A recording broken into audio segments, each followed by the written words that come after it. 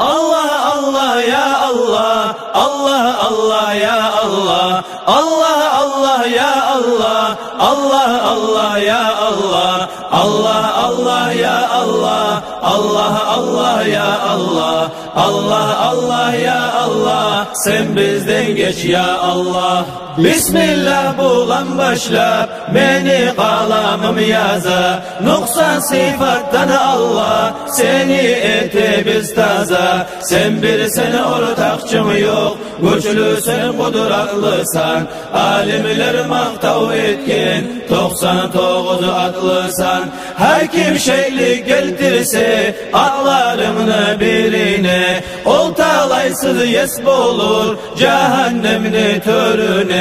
Malayiklerine de getir iman salabız, kalamın Kur'an'a da biz şeksiz inanabız. Peygamber hak gertidip yüreğini begete biz, kıyamet günü olacak dep şahlık ete biz. Kadarın iki türlü, yakşı da var yamanna, senden Allah şu kadar dey biz gelgen zamanna. Amantu billahini şolay gelgen gelişi, mümin kullardan bola şoğar inanan kişi. Şolağa da inanıp kirinip tazalanıp, etken günah işlerin göz aldına da alıp, tövbe etti hükünüp ben de ölecek menep, geri urgan zahlanı dağı etmeyecek menep.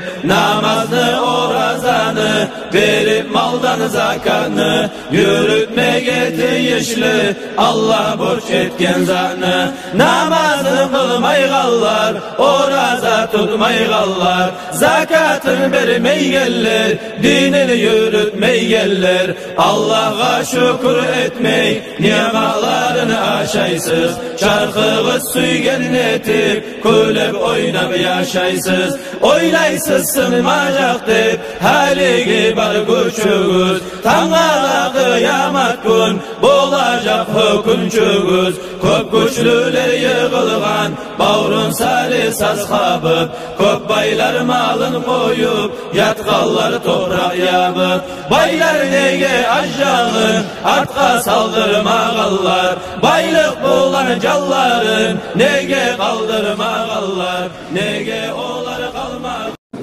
Elhamdülillah, elhamdülillahi Rabbil alemin.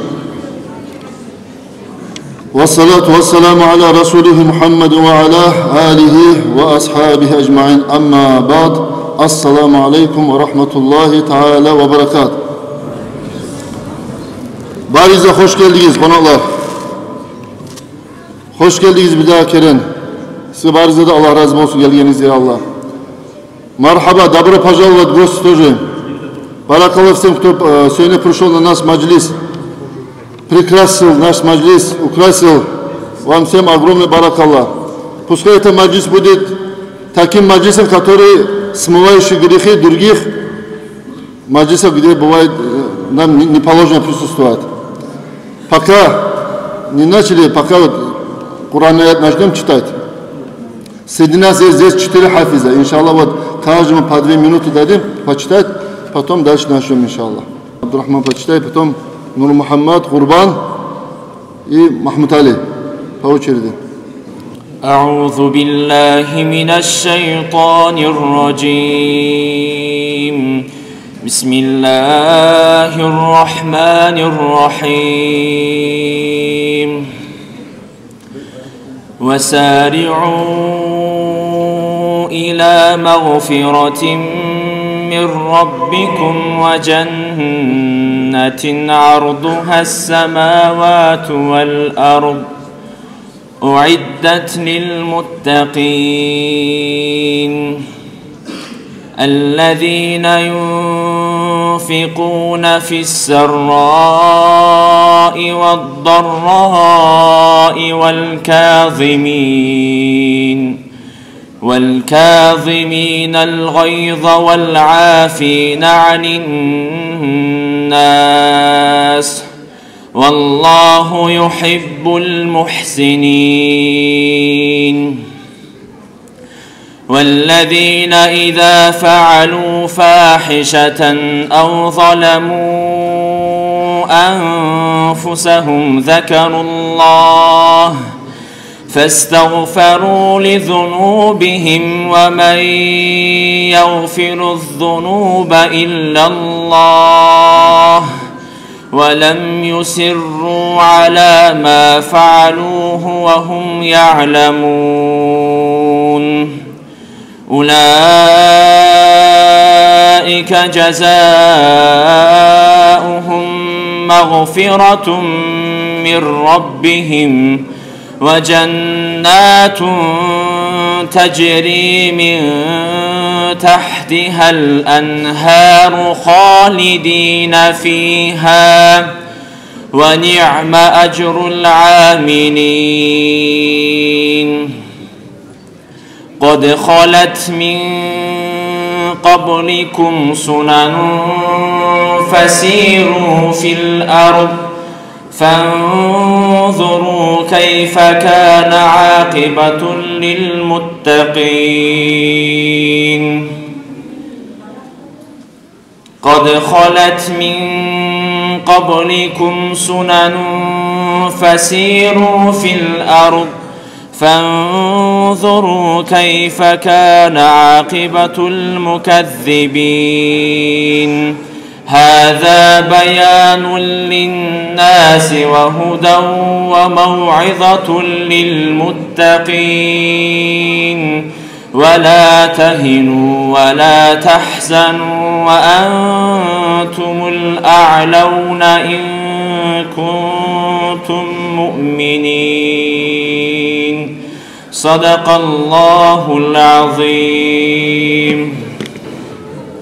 ما شاء الله ما شاء الله. نور محمد أجي. أعوذ بالله من الشيطان الرجيم. بسم الله الرحمن الرحيم. وأشرقت الأرض بنور ربها ووضع الكتاب وجيء بالنبيين والشهداء وقضي بينهم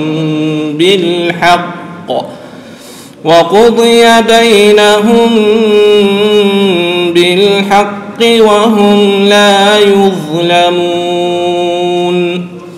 ووفيت كل نفس ما عملت وهو أعلم بما يفعلون وسيق الذين كفروا إلى جهنم زمرا حتى إذا جاءوها فتحت أبوابها وقال لهم خزنتها ألم يأتكم رسل منكم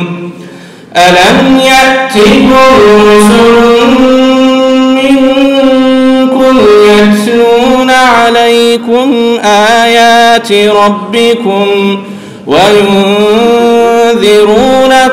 لقاء يومكم هذا قالوا بلى ولكن حقت كلمة العذاب على الكافرين قيل ادخلوا أبواب جهنم خالدين فيها فبئس مثوى المتكبرين وسيق الذين اتقوا ربهم إلى الجنة زمرا حتى إذا جاءوها وفتحت أبوابها وقال لهم خزنتها سلام عليكم سلام عليكم طبتم فادخلوها خالدين وقالوا الحمد لله الذي صدقنا وعده وأورثنا الأرض نتبوأ من الجنة حيث نشاء فنعم أجر العاملين وترى الملائكة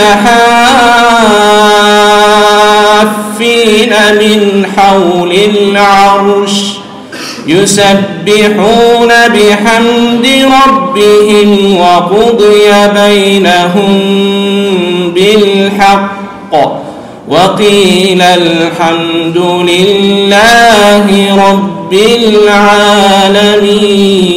العالمين صدق الله العظيم.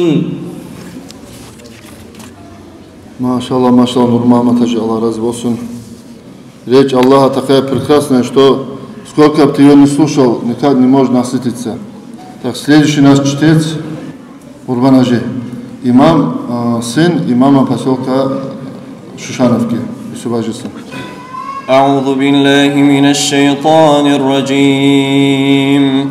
بسم الله الرحمن الرحيم. ألف لام ميم. ذلك الكتاب لا ريب فيه هدى للمتقين الذين يؤمنون بالغيب ويقيمون الصلاة ومما رزقناهم ينفقون والذين يؤمنون بما أنزل إليك وما أنزل من قبلك وبالآخرة هم يوقنون أولئك على هدى من ربهم وأولئك هم المفلحون. إن الذين كفروا سواء عليهم أأنذرتهم أم لم تنذرهم لا يؤمنون. ختم الله على قلوبهم وعلى سمعهم وعلى أبصارهم غشاوة ولهم عذاب عظيم. ومن الناس من يقول آمنا بالله وباليوم الآخر وما هم بمؤمنين يخادعون الله والذين آمنوا وما يخدعون إلا أنفسهم وما يشعرون. في قلوبهم مرض فزادهم الله مرضا ولهم عذاب أليم بما كانوا يكذبون. صدق الله العظيم. Maşallah, maşallah, kurban Allah razı olsun. Mahmud Ali. أعوذ بالله من الشيطان الرجيم. بسم الله الرحمن الرحيم. وبشر الذين آمنوا وعملوا الصالحات أن لهم جنات تجري من تحتها الأنهار كلما رزقوا منها من ثمرة رزقا قالوا هذا الذي رزقنا من قبل وأتوا به متشابها ولهم فيها أزواج مطهرة وهم فيها خالدون. إن الله لا يستحيي أن يضرب مثلا مثلا ما بعوضة فما فوقها فأما الذين آمنوا فيعلمون أنه الحق من ربهم وأما الذين كفروا فيقولون ماذا أراد الله بهذا مثلا يضل به كثيرا ويهدي به كثيرا وما يضل به إلا الفاسقين الذين ينقضون عهد الله من بعد ميثاقه ويقطعون ما أمر الله به أن يوصل ويفسدون في الأرض أولئك هم الخاسرون كيف تكفرون بالله وكنتم أمواتا فأحياكم ثم يميتكم ثم يحييكم ثم إليه ترجعون هو الذي خلق لكم ما في الأرض جميعا ثم استوى إلى السماء فسواهن 7 سماوات وهو بكل شيء عليم صدق الله العظيم. Машаллах, машаллах. Эти все чтецы, выпускники Хальминаузской хафизской школы имени Мама Хаджи. Баракаллах Хальминаузскому джамаату, что воспитали, выпустили таких прекрасных хафизов. Пускай эти хафизы будут райскими, которые одевают в раю халат, райский халат своим родителям, я Аллах. Пускай эти такие мадраса, ильму мадраса, хафиз мадраса, что они все больше и больше и все чаще нас радовали, я Аллах. Теперь, уважаемые, еще раз приветствую всех гостей, которые ближайших сел, которые с района приехали. Все наши гости, добро пожаловать. У нас здесь сегодня в гостях много, альхамдулиллах, много гостей есть, много имамов тоже есть. Из всех, в первую очередь, хочу представить слово нашему многоуважаемому шейху Арслану Хаджи Афанди, шейху Шазалинского, шейху Нахшибандийского тариката, также устаз и наставник наш, ректор первый в Республике Исламский университет имени Сайфулла Ади, Арслан Хаджи, дадам, сізге сөз жараймын. Turmayız. Barakallah, oturunuz. Barakallah. Euzu billahi mineşşeytanirracim. Bismillahirrahmanirrahim. Elhamdülillahi Rabbil alemin. Ve salatu ve selamu ala seyyidina Muhammedin ve ala alihi ve ashabihi ecmaîn. Kur'an'da Allah-u Teala ita İnnemâ ya'muru mesâcidallahi men âmene billahi vel yevmil âhiri ve aqâme's-salâte ve âte'z-zekâte ve lem yakhşa illallah fe'asâ ulâike en yekûnû minel muhtedîn.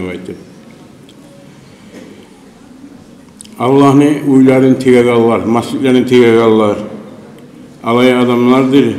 Allah'a geçti kuyda iman salgan. İnanagan Allah'a. Kıyamet gününe inanagan. Kıyamet günü bolagallığına, Allah'ın aldığına toktaygallıkka inanagan.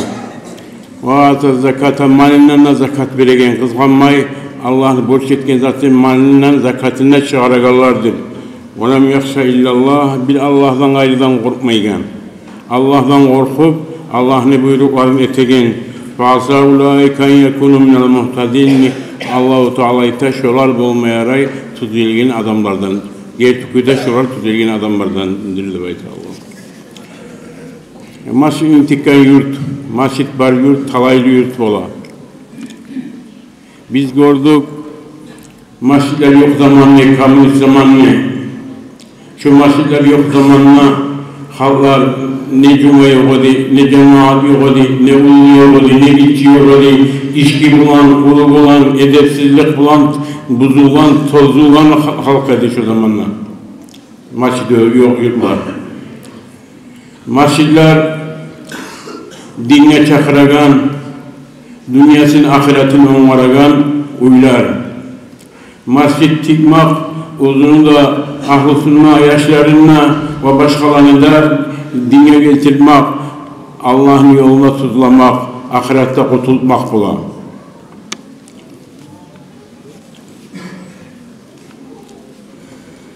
Kıyamet gün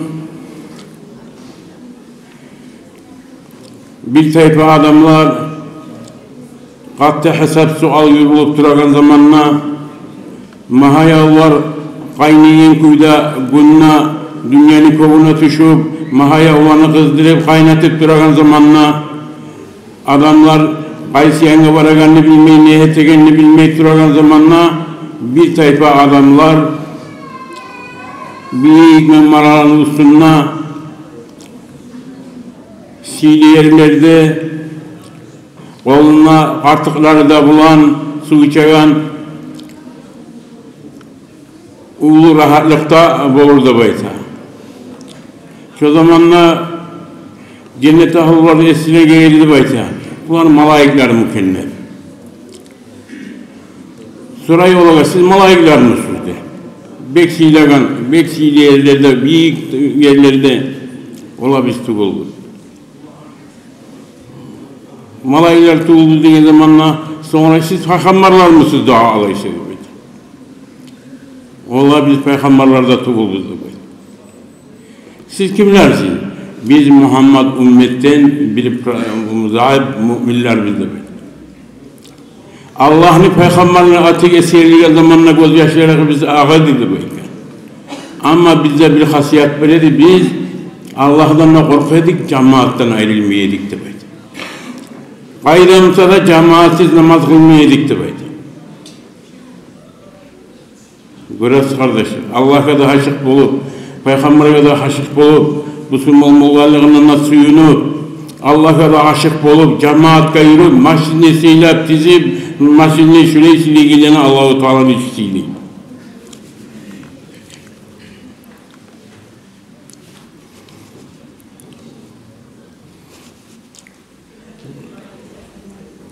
Yegipet'ten gelgen alimler aytedi. Köp alimler var edik Yegipet'te de bayta.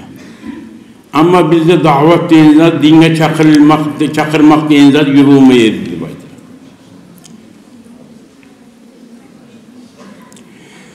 Pakistan'dan geldi alimler de bayta. Gelip yurtlara aylanıp dine çakırıp başladı da bayta. Bizim masjidleri biz iki müminlerden tolma başladı da bayta. Alimler biz acayip olduk da bayta. Vah! Bu Pakistanlı alimler ulu işete tura bizim dine kaytardı halkı bizni de baytıp biz tamaşa olduk da bayta. Alimler ulaştık da bayta o zamanlar ola biz de teyki davanı. Biz de çakırıyık dinle de baytıp ulaştık da bayta. Son varlık da bayta Palestin'e vargan zamanla Baytul Mukaddas'a girdik de bayta. Bu bolgan iş 69. yıllarda. 1969 yıllarda bolgan zat bu. O zamanla girdik de bayta Baytul Mukaddas'a marka çalamazda. Masjid'e girsek namaz çakırma kişi yok. Geç gelip bir kişi namaz çakırdı da bayta. Adamlar da gelmedi diye cemaat kılmaya namazda çakırıp açık ettiği şu iş.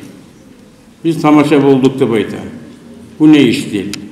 Bu Allah'ın sili masjidi, Resulullah kokka Miraç'a götürülgen, bardı peygamberler uzun içinde cemaat namaz kılgan, üçüncü yerini tutan silinlikte, birincisi Kabe oynuku, ikincisi Madine Masjidi, üçüncüsü Baytul Mukaddas Masjidi, üçüncü yerini tutan sili masjid.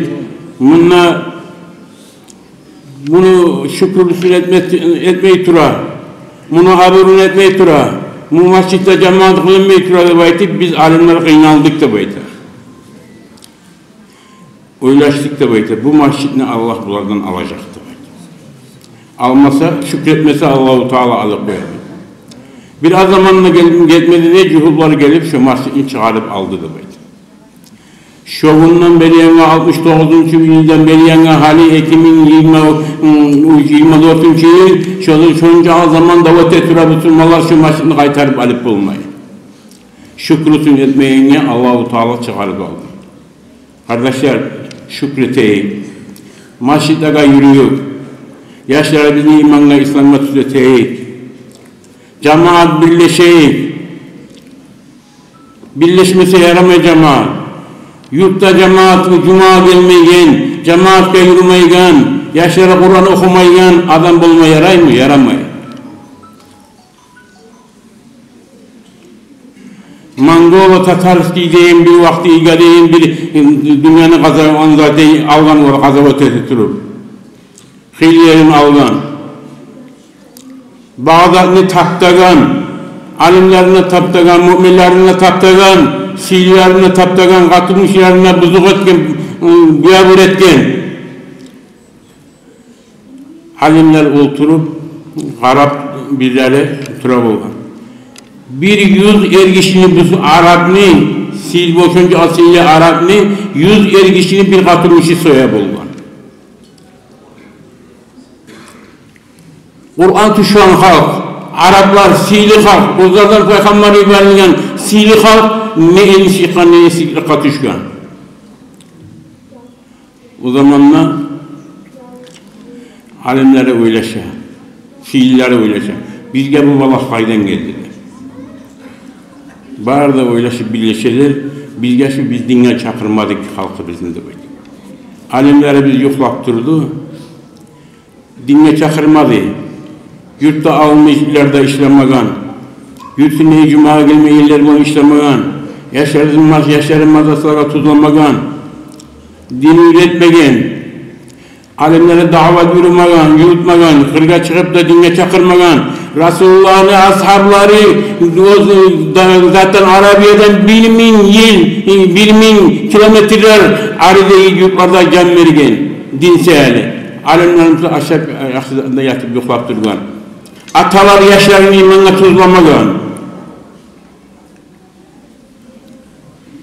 Şundan gelgen. Hali elhamdülillah alimlere biz işlem başlayan, işleyi. Daha da işlemeye Allah tavfik koysun. Bari yutmanın cemaatka giyirmega, cumhurnaşitka giyirmega Allah-u Teala güç versin ya Allah. Hallanı da kumuk tutubuz, bizim kumuk halkı biz. Ne çıksın? Yurtmanın yersileri cumaya gelmeyin. Şkolaları bizde kayda Kur'an okup bile 100 paydan bir payı haram biledir.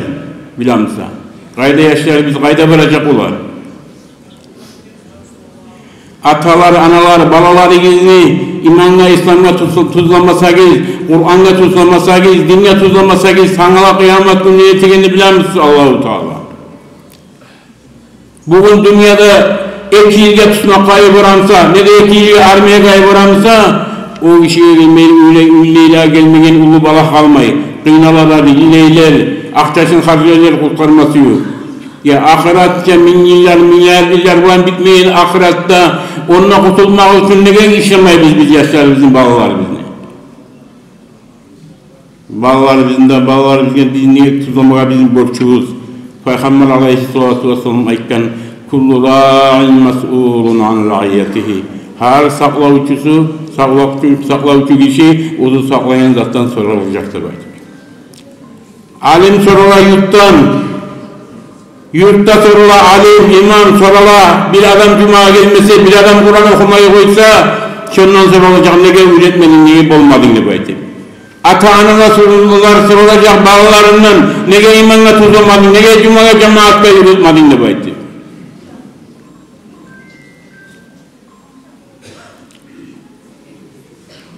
Hey mümin, sen saklavucusan yoklama.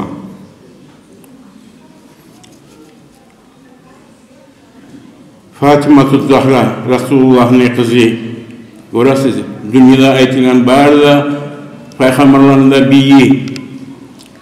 Allah'ın sihirli dostu Resulullah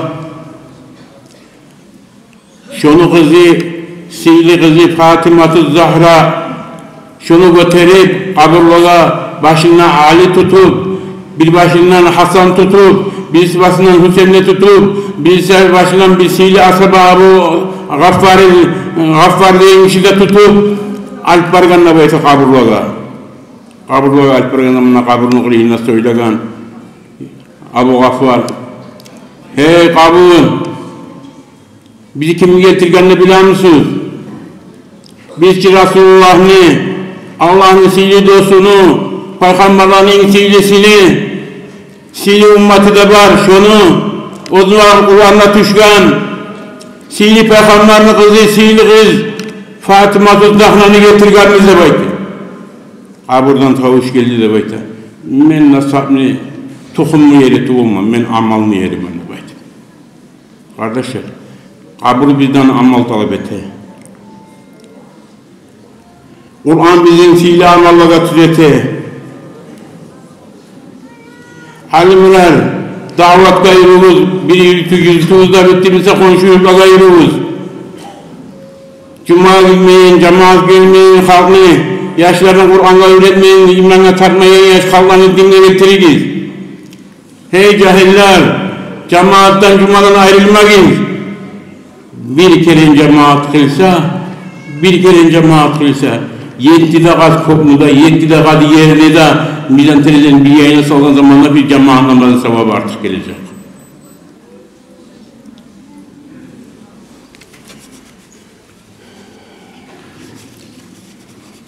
Allah-u Teala bir de yeryüzüne halka açılanıp Teala.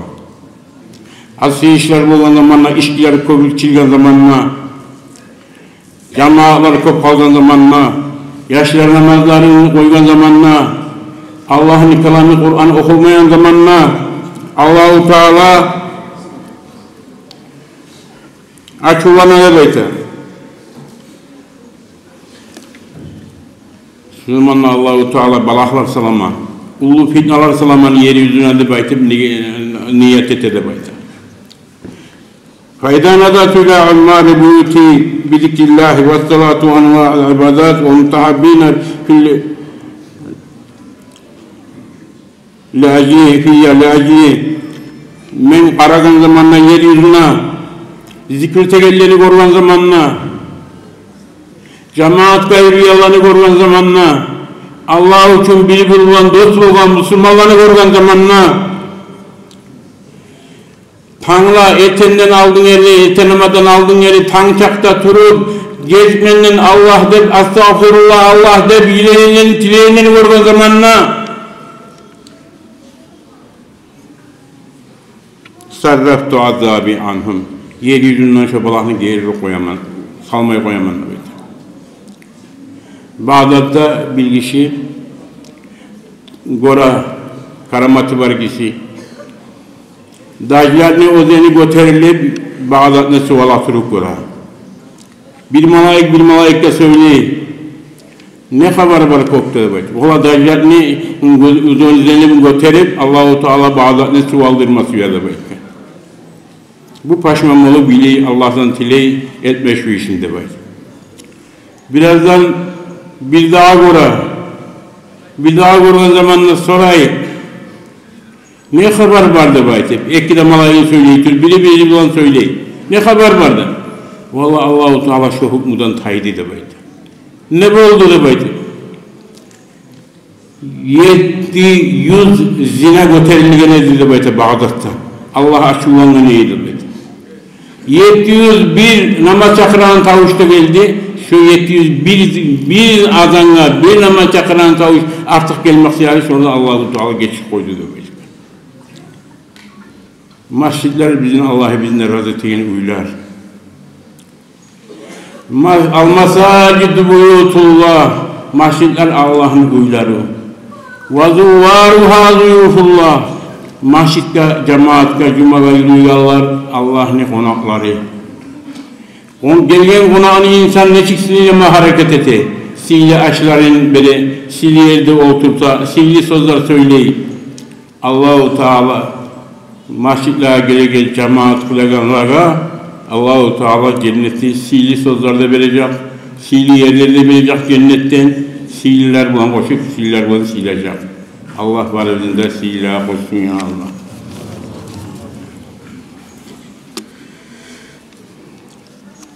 Abdullah Samarkandi deyen imam aytı. Man arada en yencu azabel kabri fe alayhi en yulazime arba'ata eşya ve yeştenbe arba'ata eşya. Kim kabrinin azabından kurtulmaga suyamsa 4 dakika meşgul olsun, 4 dakikada kaçsın ne baydı. Cemaat bu namazga daimçilik etsin neydi. Birincisi de baydı. Sadaka etsin ne baydı. Malinden sadaka etsin. Zakatın versin, sünnet sadaka versin, malinden sadaka versin. Kur'an ile kul okusun ne baydı. Bu kasratü tasbihi Allah'a tasbihlerinde kuvvetsin ne baydı. Şu işi kabrinin azabından kurtulacaktı baydı. Şu amallar kaburga yarık veren, nur veren. Cemaat kılsa da, sadaka etse de, Kur'an okusa da, tasbihler etse de, kaburga yarık veren kardeşler. Bir bayni, köp akçası var bayni turguzup kaburdan sorasa, niyet edin seninle beysek, köp akçası bacaragan bayni sorasa, bir kere la ilahe illallah da bayma. Bolamızda da şunu eteledim de baydı.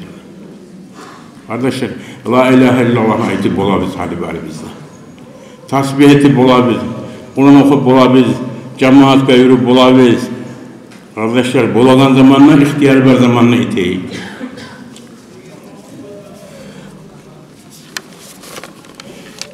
Ayta dünya 3 saattir de baydı. 1 saat geçtiğini ondan fayda yok. Gelecek saatini de bilmeysin. O gelegen saat boyunca da kalamısan, kalmaymışsan. Onu da bilmeysin. Onun da fayda yok. Belirli tukul. Senin içinde duran bu saat sağ zamanınla şu saatini kolla da baydı. Oturması yanı sana.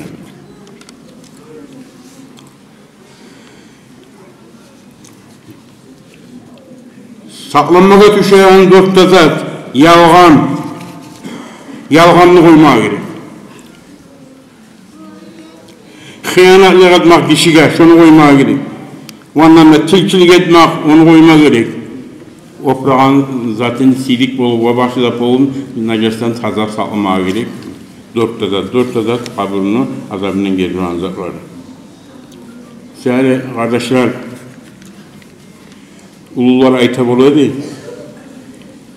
Yaş zamanla yaxşı zatını etmeye, kart bolğan zamanla etip olmayı, avrular koymayı, erinçeklik koymayı, suysala bolmayı eti.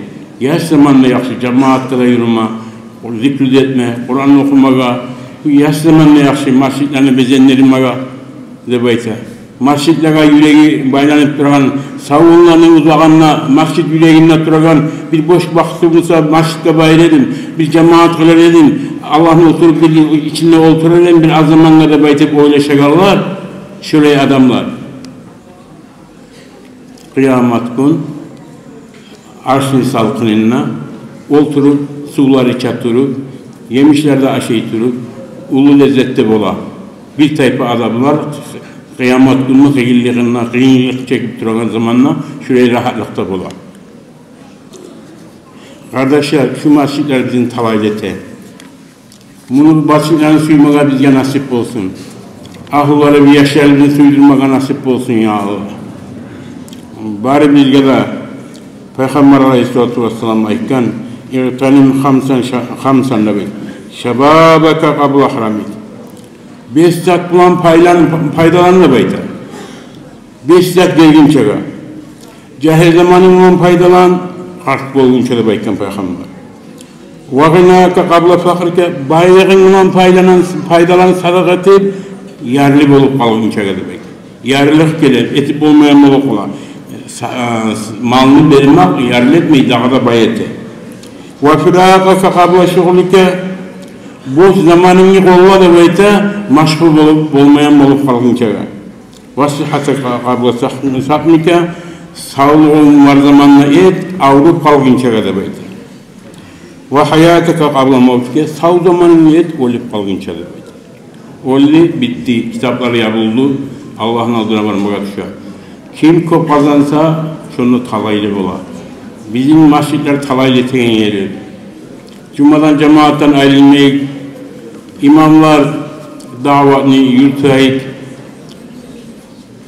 biligil katimul ilmi mal'unun nebeyta, ilmisini yaşırgan adam Allah'ın rahmetinden arek buladır nebeyta. İlmini nasihat bulan bergen adam kazavat etmekten artık bulan. Nasihat bulan hakkını dinle çakırsa, o da gazavat etmek bir cinsi. Allah-u Teala tavfik versin bari bizge de Allah'ını razı etmeye ya Allah. Bereketli olsun tövbenin cemaati bu masjidini kollasın ya Allah. Min yıllar, milyon yıllar. Bununla daha da artıkların, kullarının tiyan, tüyle Allah-u Teala imanla birlikte, dostlukta versin ya Allah. Abdullah Hacı'ya da sağlık versin ya Allah bu yetkilişine harekatine. Allahu Ekber. Dadam size Allah razı olsun Allah gelip bizim meclisin siylagan, bezeniryan это наш многоуважаемый шейх Арсанал Афанди Шазалинский Нахшибандского тариката нас обучил, нас учителя обучил, наши детей обучает с 92 года. Больше 5000 выпускников есть, больше 1000 алимов есть, которые вышли Исламский университет имени Сайфуллахи. Арсанал Афанди, Аллах разбор, столько времени религию нас делает. Аллаху Акбар, баракаллаху всем, я Аллах. Далее хочу дать слово нашему многоуважаемому тоже одним из больших алимов Дагестана и имам центральной мечети, один из центральных мечетей Махачкалы Мухаммад Хаджи Афанди, Мухаммад Ханафи Хаджи. Аллах разу Allah. بسم الله الرحمن الرحيم الحمد لله رب العالمين وأفضل الصلاة وأتم التسليم على سيدنا وحبيبنا ومولانا محمد وعلى آله وأصحابه أجمعين وبعد السلام عليكم ورحمة الله تعالى وبركاته. Дорогие мои братья, уважаемые мусульмане, в первую очередь поздравляю вас этим баракатным масджидом. Дай Аллах, чтобы она была баракатная на самом деле вашим присутствием. Тем, что вы посещаете эти мечети, то, что оно не будет среди вас чуждым. Этим, чтобы вы украсили эту мечеть. Баракаллах тем, которые участвовали в стройке этой приятной, прекрасной мечети, Дома Всевышнего Аллаха. Но дай Аллах тауфик вам, так же, как вы украсили вот строение это, чтобы вы украсили также вашим присутствием. Нуром, которым вы будете заполнять эту мечеть, я Аллах. Ибадатом, которым вы будете заполнять эту мечеть. Дорогие мои братья, важность мечети, если мы просто заглянем в историю мечети, оттуда уже ясно. Без многих слов. Посланник Аллаха, алейхиссалату вассалам, как он переселился в Медину, первое действие, которое он сделал в Медине, это было строение мечети. Он построил мечеть и сам участвовал в строении мечети. Больше даже, чем остальные. Когда одни брали по одной кирпичу, он брал по два. Вот так участвовал пророк, алейхиссалату вассалам, и тем, что он первым, что занялся строением мечети, это указывает на важность мечети для жизни мусульман. Не только лишь для ахирата, а для дунья. Поэтому там, где есть мечеть, там, где посещают эту мечеть, ходят на джума намазы, на джамаат намазы, на Коран, чтение Корана, изучением халала и харама в этих мечетях, изучением калама Всевышнего Аллаха в этих мечетях, у этих населенных пунктов, будто это села или же города, баракат будет больше. Те люди, которые отбросили мечеть назад, оставили его пустым, заняли своим мирским, у них и в мирских делах бараката не будет. У них и в семьях бараката не будет, и в домах не будет, и в делах не будет у них. Когда мы дом Аллаха забрасываем и свои дома украшаем, тогда тоже не будет. Я знаю одного человека, Албуркенте был, Хайбуллага, здесь многие знают, наверное, круглая аул-мечеть там он строил внизу, Паровольский Ахайбуллах Хаджи, рахимахуллах. Его соседи говорят, рассказывали, он-то умер сейчас, рахимахуллах, пусть его местом обитания будет рай. Он что-то, если дома хотел строить, он что-то в мечети начинал, искал, что же сделать в мечети, какую работу сделать в мечети. И после этого только занимался своими делами, домашними делами. Когда его соседи приходили, спрашивали, что ты делаешь, говорили, он говорит, я хочу дома что-то сделать, говорит. А что ты тогда в мечети делаешь, говорит. Мне стыдно перед Аллахом, говорит. Когда по соседству мечеть есть, и там какая-то работа есть, оставляй эту работу, начинать свою работу дома, говорит. Поэтому сперва я делаю мечетскую работу, что-то там то, что можно сделать, а потом продолжаю свою работу дома, говорил. Вот эта любовь, это уважение и это отношение должно быть у мусульман, у нас к мечетям, к домам Всевышнего Аллаха. Как наш многоуважаемый Дадам говорил, рахимахуллах, и приводил слова Умара Асхаба, радийаллаху анху, что это дома, мечеть это дома Всевышнего Аллаха.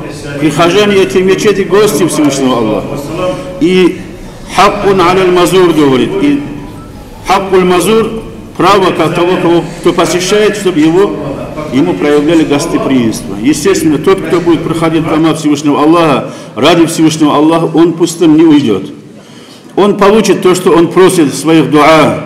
Если даже он не будет просить в дуа, если он будет делать ибадат, он получит больше, чем тот, кто просит что-то, когда он поклоняется Всевышнему Аллаху, предпочитая ибадат, чем на дуа. Ман шагалаху зикри ан мас'алати а'тайтуху афдала ма у'ти саилин, говорится. Такой Аукама кал алейхиссалату вассалам про хадис аль-Кудси приводит, тот, кто будет занят поминанием Всевышнего Аллаха, поклонением Всевышнему Аллаху, чем просить какой-то дуа, что-то просить для себя, Аллах говорит, я дам ему больше, чем если он просил бы за себя что-то, для себя что-то. Если он занят поминанием Всевышнего Аллаха. Дорогие мои братья, мечети, они объединяют общество. В мечетях, когда люди встречаются друг с другом, они решают свои и бытовые вопросы, и жизненные, мирские вопросы тоже, так же, как и религиозные вопросы. Не только лишь религиозные, не только лишь ахиратские, а в дуньявских вопросах тоже бывает баракат, и решение этих вопросов тоже бывает в этих мечетях. Поэтому пророк, алейхиссалату вассалам, начинал с мечетей. Мечети объединяют сердца мусульман, а это очень важно. Пророк, алейхиссалату вассалам, говорит, что Всевышний Аллах говорит, «Ваджабат махаббати лиль мутахаббина фия». Моя любовь, говорит Всевышний Аллах, будет обязательно, то есть они получат обязательно, имеется в виду, те, которые сейчас упоминаться будут в этом хадисе. Лиль мутахаббина фия, те, которые полюбили друг друга ради Всевышнего Аллаха, говорится. Валь мутаджалисина фия, те, которые посещают, валь мутазавирина фия, те, которые посещают друг друга ради Всевышнего Аллаха, ради любви ко Всевышнему Аллаху. Также валь мутаджалисина фия, те, которые сидят с друг другом ради Всевышнего Аллаха. Валь мутабазирина фия, и те, которые также помогают друг другу, поддерживают друг друга ради Всевышнего Аллаха. Вот этим людям обязательно будет моя любовь, говорит Всевышний Аллах. А если кого-то Аллах полюбит, перед ними врата и дуня, и ахирата будут открытыми. Надо стараться получить этот баракат и быть вот из числа этих категорий. Также пророк, алейхиссалату вассалам, говорит про любовь друг к другу. Салясун ман кунна фихи. 3 категории людей. 3 вещи, в ком они будут, они получат, говорит, любовь Всевышнего Аллаха. Как и вкусят вкус имана, полноценный вкус имана. Ан якун Аллаху ва расулуху ахабба илайхи мимма сивахума. Чтобы Аллах и его посланник, пророк Мухаммад, алейхиссалату вассалам, были для человека более любимее, чем что-либо другое. Имеется в виду, как ты можешь узнать, Аллах и пророк любимее для тебя, алейхиссалату вассалам, чем другое, или же другое что-то любимее. Если перед тобой стоит выбор, твой нафс желает чего-то, а Аллаху Та'ала и пророк, алейхиссалату вассалам, от тебя желает чего-то другого. Если ты даешь предпочтение тому, что Аллах от тебя требует, и то, что пророк, алейхиссалату вассалам, от тебя требует, значит, ты любишь Аллаха и пророка больше, чем нежели другое что-то. Алейхиссалату вассалам. Второе. وَأَنْ يُحِبَّ الْمَرْءَ لَا يُحِبُّهُ إِلَّا لِلَّهِ. И если он любит кого-то, любит только лишь ради Всевышнего Аллаха. Это второй признак того, кто вкусит настоящий вкус имана. وَأَنْ يُحِبَّ الْمَرْءَ لَا يُحِبُّهُ إِلَّا لِلَّهِ говорится. А как понять это? Любит человека ради Всевышнего Аллаха. То есть ты его не любишь ради мирских интересов, не ради его должности, не ради его связей, не ради его статуса, не ради его богатства или каких-то мирских интересов. Ты любишь его за то, что его любит Аллах Та'ала, за то, что в нем есть то, что любит Всевышний Аллах, и поэтому ты его любишь. Ради его праведности, ради его знаний в религии, алима, мутаалима, валия, праведника любишь, правдивого любишь, кто обладает благими нравами любишь, за то, что Аллах любит эти качества. Вот из-за этого, если ты любишь, твоя любовь к нему ради Всевышнего Аллаха будет. Это второй признак. И третий. وَأَنْ يَكْرَهَ أَنْ يَعُودَ فِي الْكُفْرِ بَعْدَ إِذْ أَنْقَذَهُ اللَّهُ مِنْهُ كَمَا يَكْرَهُ أَنْ يُقْذَفَ فِي النَّارِ. Также, чтобы человек не желал вернуться опять в куфру, в неверие, так же, как он не желает попасть в огонь. Настолько быть осторожным в вопросах, которые может вывести человека из имана. Знать, какие слова выводят человека из имана, какие действия выводят человека из имана. Знать их и остерегаться этих действий, этих слов, это является из признаков, и бояться этого, это из признаков того, что человек боится попасть обратно в куфр, в ад. И в конце приводит этот хадис пророка, алейхиссалату вассалам, что Всевышний Аллах в судный день скажет: «Айналь мутахабуна фия». Биджаляли. В судный день Аллаху Та'ала будет спрашивать: «Айналь мутахабина биджаляли, айналь мутахабуна биджаляли». Где те, которые полюбили друг друга ради меня, говорит. «Аль-яума узиллюхум фи зилли, яума ла зилля илля зилли». Я сегодня буду их хранить в тени моем, говорится, когда другой тени нету, кроме как моей тени, говорится Всевышний Аллах. То есть тень арша судного дня. В тени арша будут находиться эти люди, которые полюбили друг друга ради Всевышнего Аллаха. А эта мечеть, дорогие мои братья, способствует тому, чтобы мы полюбили друг друга ради Всевышнего Аллаха. Поэтому надо приходить в мечети, надо приводить сюда своих друзей, свою семью, своих соседей, и чтобы мечеть объединяла мусульман, а не разъединяла по разным другим политическим, национальным и другим признакам, чтобы мечети объединяли нас. Дай Аллах нам такой тауфик, я Аллах, чтобы баракатом этих мечетей, чтобы мы зашли в довольство Всевышнего Аллаха и в райские сады Фирдауса, я Аллах, с нашими родными и близкими. Вальхамдулиллахи раббил аламин. Вассаламу алейкум ва рахматуллахи та'аля ва баракату. Баракаллах Мухаммад Ханафиаджи, Аллах разы болсын, Аллах баракаллах еще раз.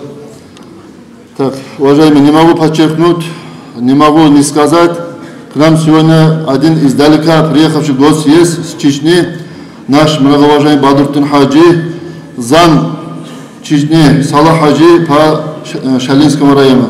Бадруттин Хаджи, пожалуйста, нам пару слов, хотя бы пару слов, если можно. Бадруттин Хаджи. Гелят, ходите, пожалуйста.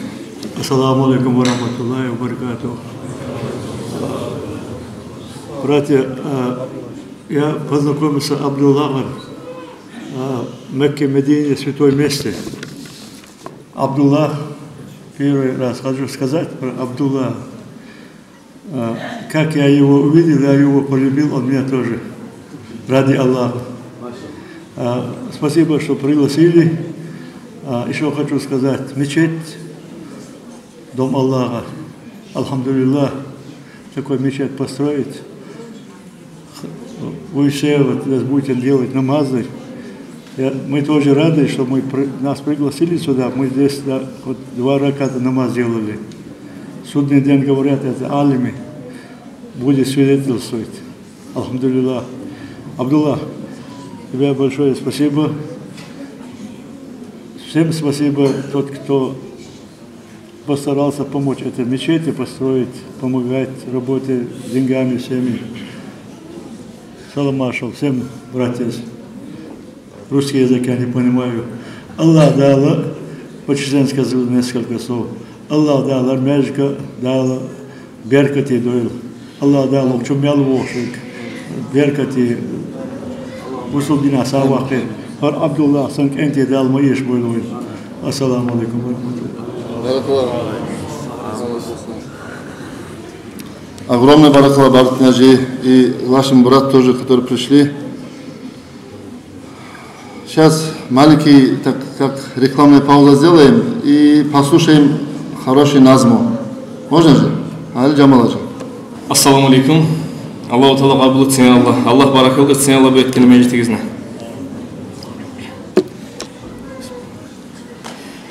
Yer yüzünne lapta sıyılı yer mecittir sen bilsen.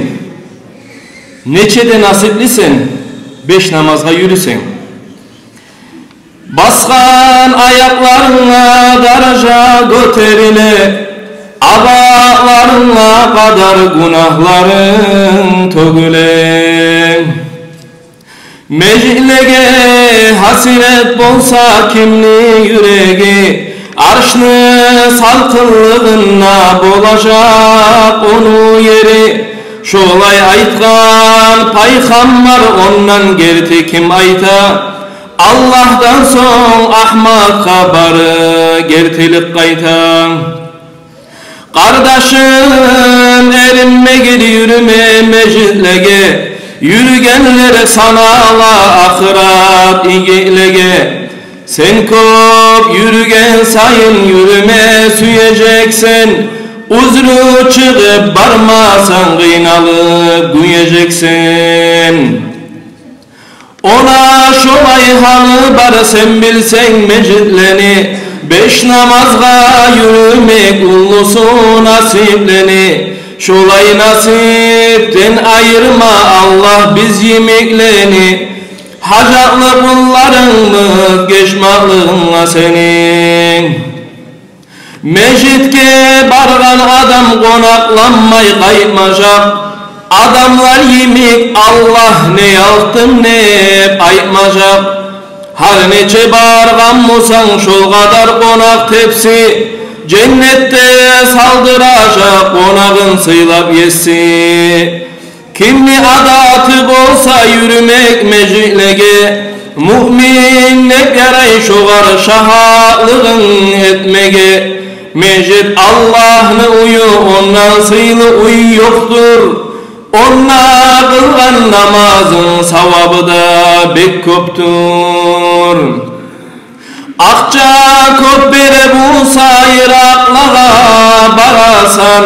Mecit'te köp bereçi uyde ne geri kalasan. Kardeşim sen tınlama nafsınla ve şeytanla. Allah uyune yürü sen düşkünçe oytanla.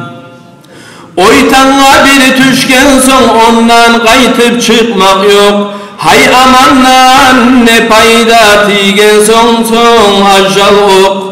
Ajal oku tigince yürüyük meclege. Allah'ım rahmet etsin biz yemek zayıflege.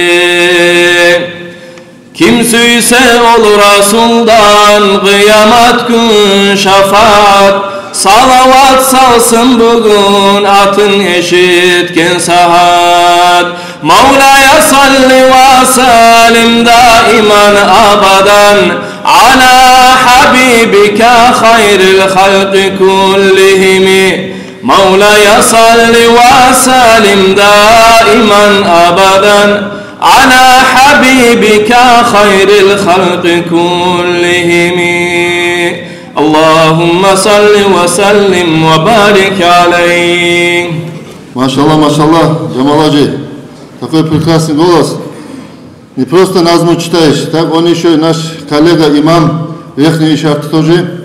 Да, Аллах, пускай, как прекрасный голос есть, такой же и дуня и ахрат у него будет, Аллах, прекрасным. Так, следующий у нас хочу попросить президента фонд Солтамут Тарковского Надыр Солтанажи, чтобы он нас поздравил или пару слов Надир Султанажи хочу попросить. Бисмиллахир-рахманир-рахим. Алхамдулиллахи раббил аламин. Ассаламу алейкум ва рахматуллахи та'ала ва баракатуh. Hürmetli konaklar, Arsenal dedem, imamlar, alimler, töbe cemaat, barigizinde kutlayman şu bereketli bolgan, seyli bolgan, Allah ne uyumulan, ya Allah bu mecgitni şüley aru bezendirganna emik şugar cemaatka yürüy turup şunu alimler biz aytkan kuyde içinne bezendirmaga cemaat bulan sizge Allah nasip etsin.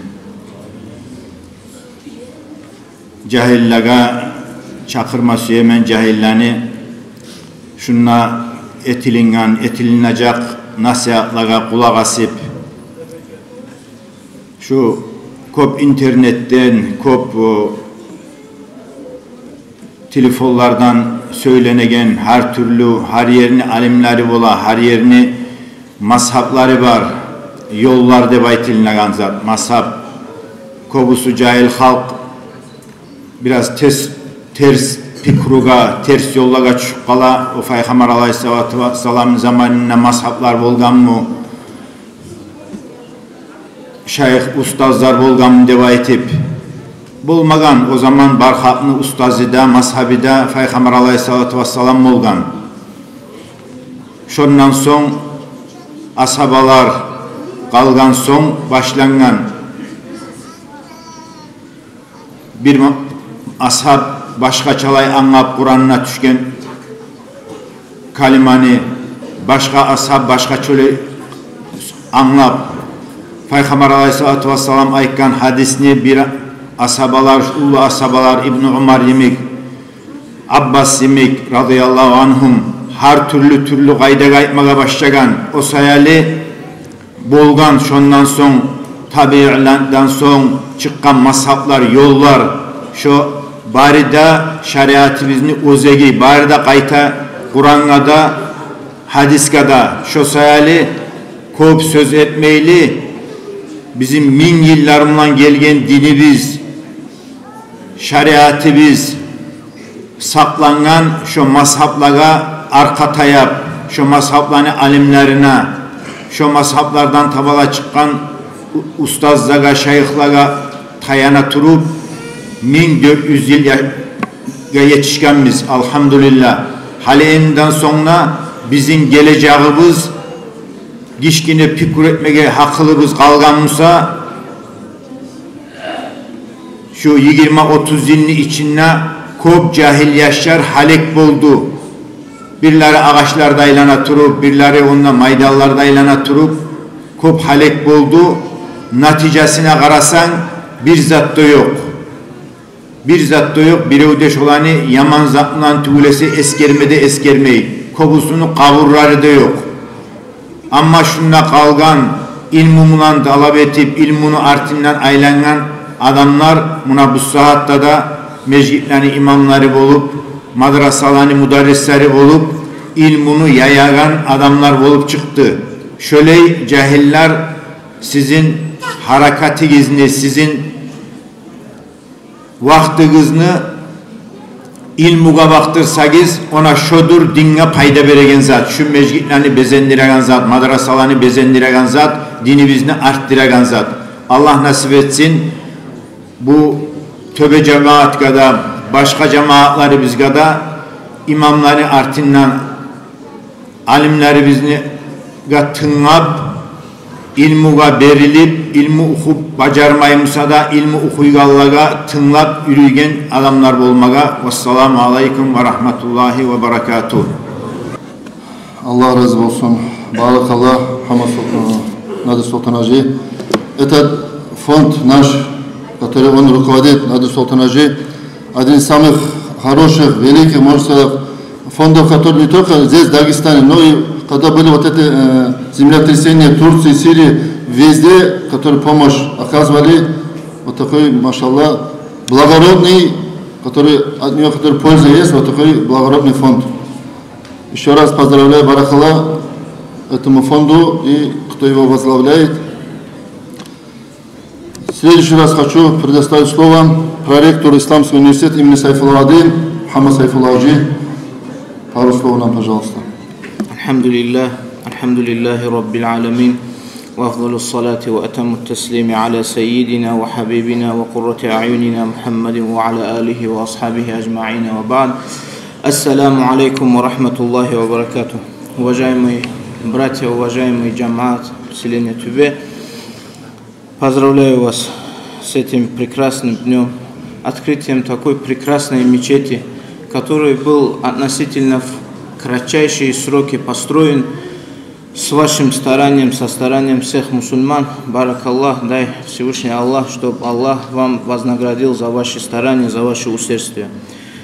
Уважаемые братья и сестры, я хотел бы сегодня немного затронуть тему воспитания детей, так как на сегодняшний день очень, я считаю, что есть большая проблема, связанная с этим, потому что немного неправильно со стороны некоторых так называемых знающих людей, психологов и так далее преподносится воспитание детей.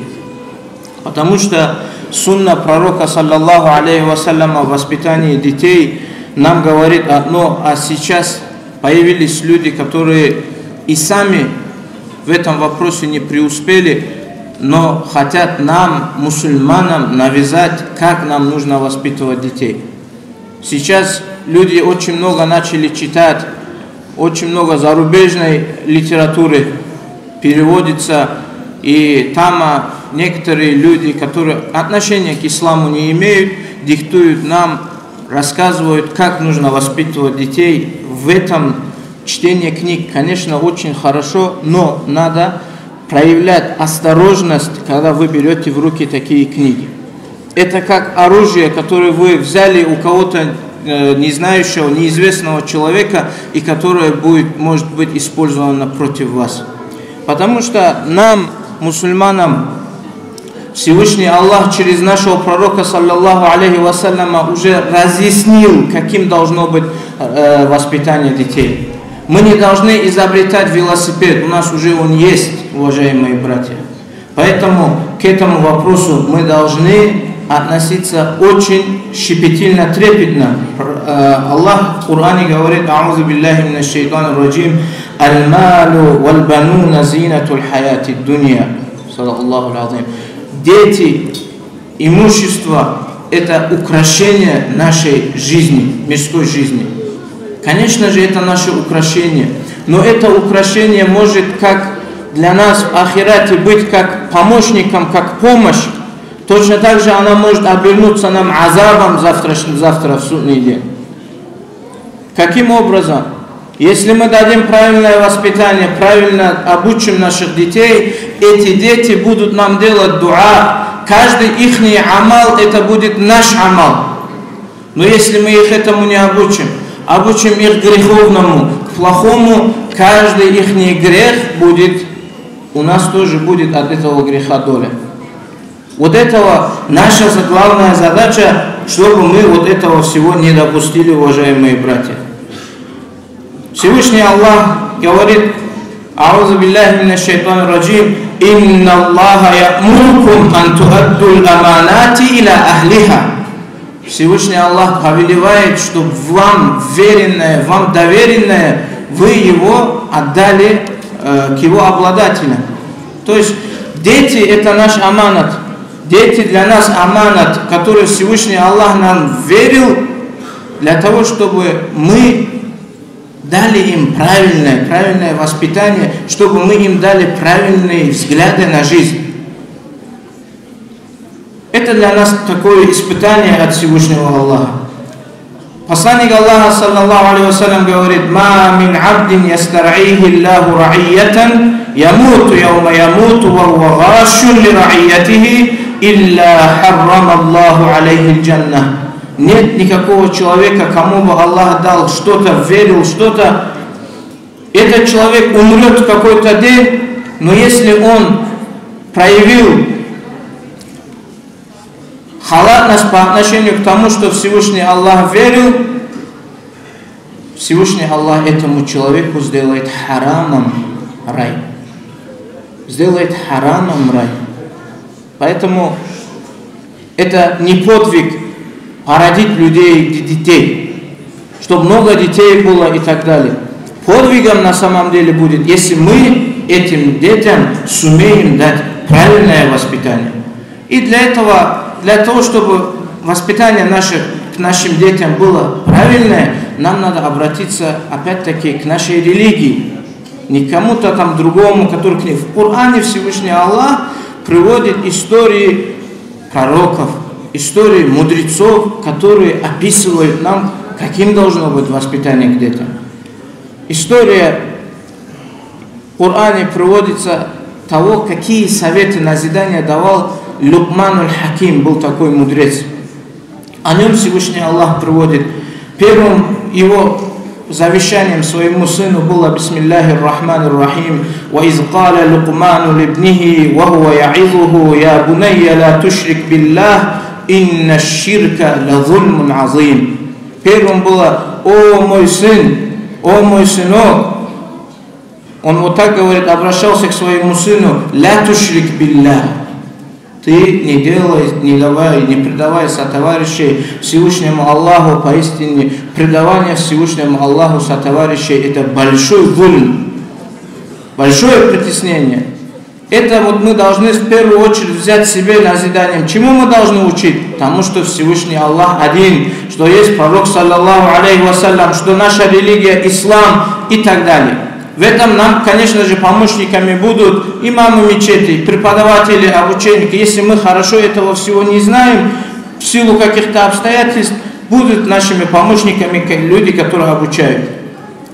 Другое, мы должны детей обучать чему? Тому, чтобы они довольствовались тем, что есть. И этому же Лукман обучал своего сына, и такие же советы давал.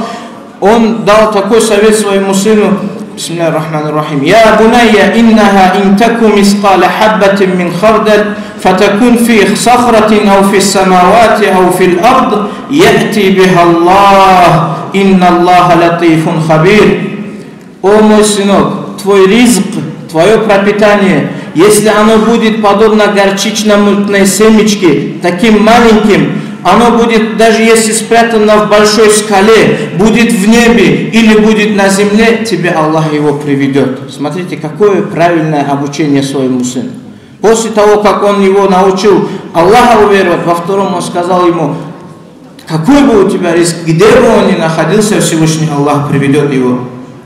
Третьим назиданием, которое он сделал своему сыну, это было: «Я бунайя акимис саля, ватмур بالمعروف وانهى عن المنكر واصبر على ما أصابك إن ذلك من عزم الأمور». О мой сынок, ты совершай намаз, ты повелевай благим, ты порицай плохое, проявляй терпение на то, что тебя постигло. Поистине это из великих дел, он говорил своему сыну.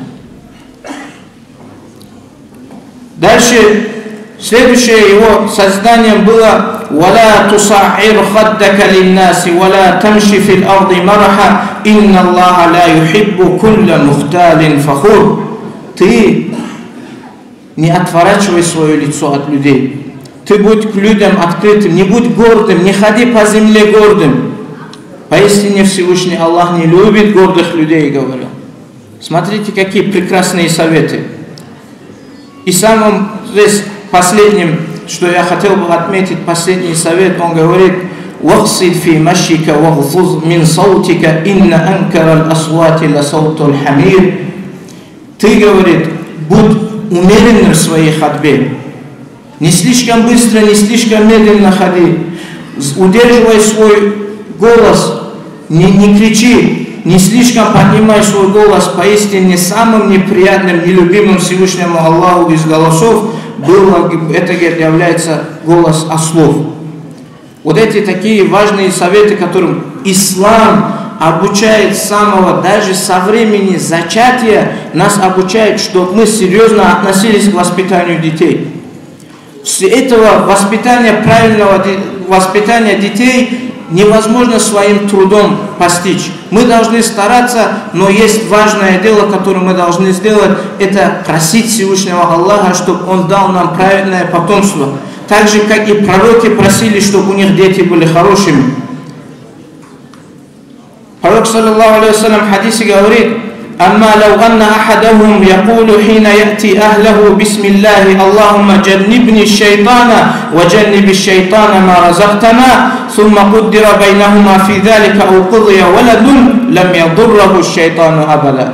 Когда человек в своей семье приходит для того, чтобы зачать даже ребенка, если этот человек скажет вот эти слова: «Бисмиллахи Аллахума джаннибни шайтан ва джанниби шайтана ма разахтана», Аллах, отдали от нас шайтана и отдали шайтана от того, кого ты нам дашь ризком от этого ребенка.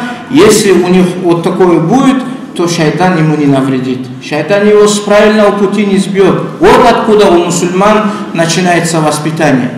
С самого начала. Поэтому у нас есть ислам, у нас есть то, чему нас обучали наш пророк, саллаллаху алейхи вассалям. Сулейм ибн Айюб ар-Рази, такой ученый великий есть, шафиитский. Он говорит, когда я, говорит, только начал изучать Коран, я пошел, чтобы сделать хифз, но из-за того, что у меня есть худжмат, говорят, то есть акцент. Он не мог из-за своего акцента, нация у него не араб, из-за его акцента не мог он правильно произносить алхам. Тогда ему учитель сказал, говорит: иди к своей матери и попроси у нее, чтобы она тебе сделала дуа, чтобы ты стал хафизом, чтобы ты стал большим алимом. Он пошел, говорит, к матери, и мать ему сделала дуа. После этого он стал хафизом, он стал великим факихом, великим имамом в нашем шафиитском мазхабе. Поэтому нашими стараниями мы не сможем, если не положимся на Всевышнего Аллаха. Усердствие от нас и дуа Всевышнему Аллаху — это то, что нам поможет дать правильное воспитание нашим детям. Пусть Всевышний Аллах даст нам возможность дать достойное воспитание нашим детям, чтобы они стали алимами, чтобы у нас стало уляма много, хуфазов, чтобы у нас много стало, чтобы Всевышний Аллах озарил нас нуром имана. Ассаламу алейкум ва рахматуллахи ва баракатуху. Баракаллах, Мухаммад Сайфуллахи, баракаллах за прекрасный нам проповедь ваза, я Аллах. Дай Аллах, чтобы этими советами, начиная с меня, всех нас, чтобы мы от них взяли пользу, я Аллах. Далее я хочу предоставить слово моему брату, в прямом смысле, старшему брату, который много лет работал имамом Хальми Гаули, и в данный момент сейчас ректор хафизской школы Абдулла Хаджи. أعوذ بالله من الشيطان الرجيم بسم الله الرحمن الرحيم الحمد لله رب العالمين وأفضل الصلاة وأتم التسليم على سيدنا محمد وعلى آله وأصحابه أجمعين أما بعد السلام عليكم ورحمة الله تعالى وبركاته. Уважаемые братья, прежде всего хочу всех вас поздравить с открытием этой прекрасной мечети, Дом Аллаха. Баракаллах, Аллаху Та'аля сполна воздаст тем, кто участвовали в стройке этой мечети финансово, словесно, своим трудом, своим мастерством, своим словом, делом, те, кто помогали в строительстве этой мечети. Всем баракаллах, Аллаху Та'аля воздаст райскими садами, райскими домами в ахирате. В хадисе пророка алейхиссалату вассалам сказал: «Ман бана масджидан сагиран кана ау кабира, бана Аллаху лаху байтан фил джанна». Тот, кто построит мечеть, маленький мечеть или же большой мечеть. В другом хадисе говорится: тот, кто построит мечеть размером гнездышек, в котором сидит птица, там Аллаху Та'аля построит, говорит, дом, касру в раю. какая бы маленькая помощь не была в строительстве мечети, те, кто участвовали в этом, бессомненно, в достоверных хадисах говорится, там Аллаху Та'аля построит дворец в раю. Я прошу Аллаха, чтобы Аллаху Та'аля построил каждому, кто участвовал в строительстве этой мечети, чтобы Аллах построил ему дворец в раю. Баракаллах джамаату села Төбе, которые приняли моего племянника Абдуллаха здесь, в этом селении. Он был совсем молодым, когда приехал в это село. Хоть он учил ильму, знания у него были, но года молодые были. Жители этого села приняли его, помогли ему, поддержали ему. Я очень рад и делаю шукру Аллаху за то, что посредством моего племянника здесь построили такой прекрасный мечеть. Вот. Здесь очень много приезжих гостей. Начиная с меня, мы должны делать фикру, подумать. Джамаат села Төбе для своего ахрата построил этот мечеть. А что мы сделали для своего ахрата? Дай Аллах, чтобы Аллаху Та'аля использовал вас, нас в строительствах мечетей, чтобы Аллаху Та'аля сделал нас причинами для того, чтобы поднялся ислам. Вот. Хочу попросить Аллаха об этом. Конечно, здесь очень много было сказано насчет мечетей, и очень хорошие насихаты сделали, но мы должны понимать, уважаемые братья, мы созданы в этот мир, Аллаху Та'аля нас вытащил в этот мир, чтобы мы поклонялись Аллаху. Какое поклонение мы не делали, как бы много мы не поклонялись, все равно мы будем сожалеть. Те, кто поклонялись, те будут сожалеть, почему еще мы не поклонялись, еще ибадат не делали, а те, кто грешили, они будут сожалеть за то, что они не раскаялись в своих грехах.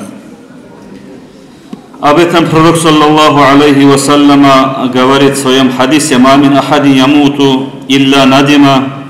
قيل وما ندامته يا رسول الله قال إن كان محسنا ندم ألا يكون ازداد إحسانا وإن كان مسيئا ندم ألا يكون نزع عن الذنوب.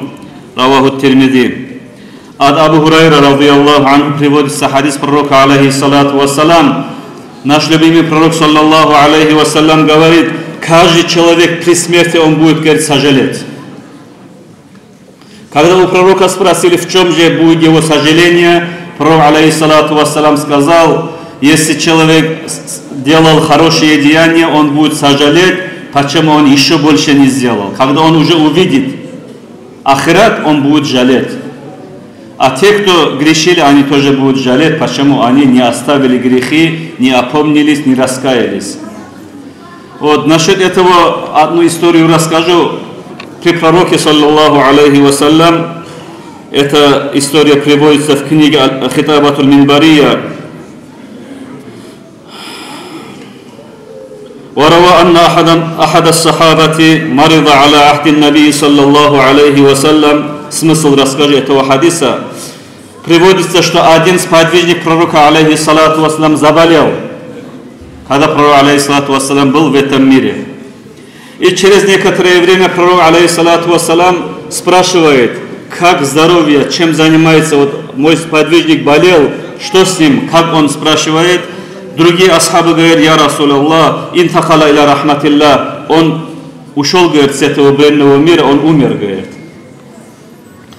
Тогда пророк, алейхиссалату вассалам, говорит: алам якуль шай'a, при смерти он ничего не говорил, спрашивает у других асхабов. Эти асхабы сказали: он 3 слова сказал, мы не поняли его смысл. Первое, то, что он сказал: лайтаха канат каthиратан, о, если бы было много, о, если бы было много. Вот так сказал, говорит, первое слово. Второе слово, которое он сказал: лайтаха канат джадидатан, о, если бы было новое. О, это сказал, говорит. И третье слово при смерти, которое он сказал: лайтаху кана камиля, о, если бы она была полностью. Вот эти 3 слова сказал, говорит, и он умер, говорит. Мы не поняли смысл этих слов. Тогда пророк, алейхиссалату вассалам, говорит, «Кана хада сахаби яс'a дата яумил джум'a мухаруля иль масджид». Этот сподвижник в один день, пятничный день, он спешил, говорит, идти в мечеть для совершения пятничной молитвы. И по дороге он увидел, говорит, одного человека слепого, который не может нормально ходить. Нет человека, который взял бы за руки, повел бы его. Он то спотыкнулся, говорит, то держал, говорит, стены. Вот так слепой человек ходил, говорит, и он тоже хотел, говорит, попасть в мечеть. Этот человек остановился, взял за руки этого слепца и повел, говорит, в мечеть. И когда он увидел, говорит, при смерти вознаграждение Аллаху Та'аля, который дает за помощь этому слепому человеку, он сказал, говорит, «Лайта аканат кафира».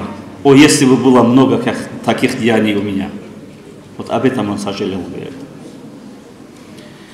И еще, говорит, он один день, когда вот зимой ходил, говорит, на утренний намаз, по дороге увидел, говорит, одного человека, который дрожал, чуть не умер от холода, очень холодная ночь была, говорит.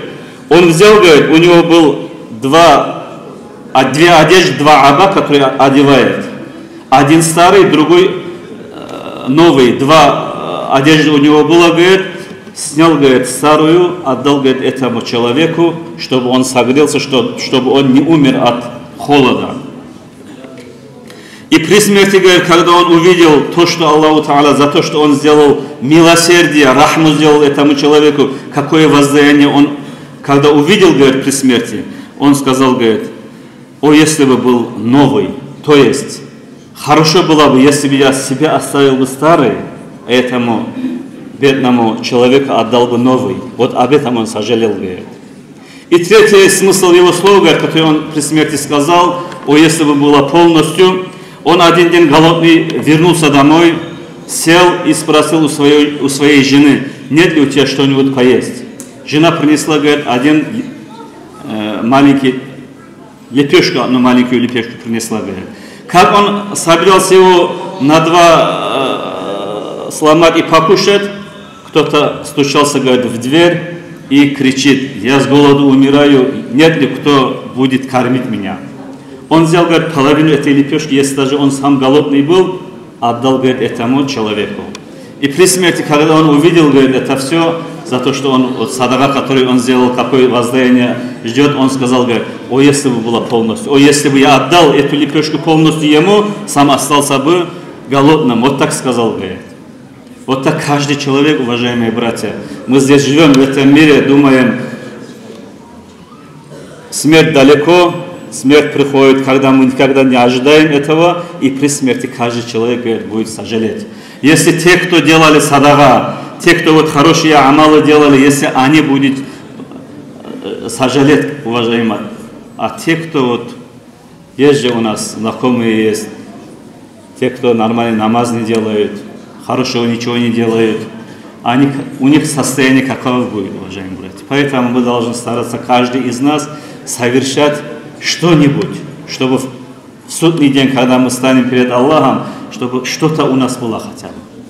Вот самое лучшее, что может быть, мечеть построили, альхамдулилля. Прекрасный, как Кааба, мечеть построили. Сейчас остается этому джамаату, чтобы собирались на 5 намазов, чтобы собирались на джум'a джамааты, чтобы это сегодняшний наша жизнь мы же видим, очень трудно сейчас кушать, одеваться легко, но придерживаться исламу трудно. Много фитна есть разные, много, здесь наши братья сказали, поднимаются политические вопросы, национальные вопросы, это тебе село, в котором разные нации живут.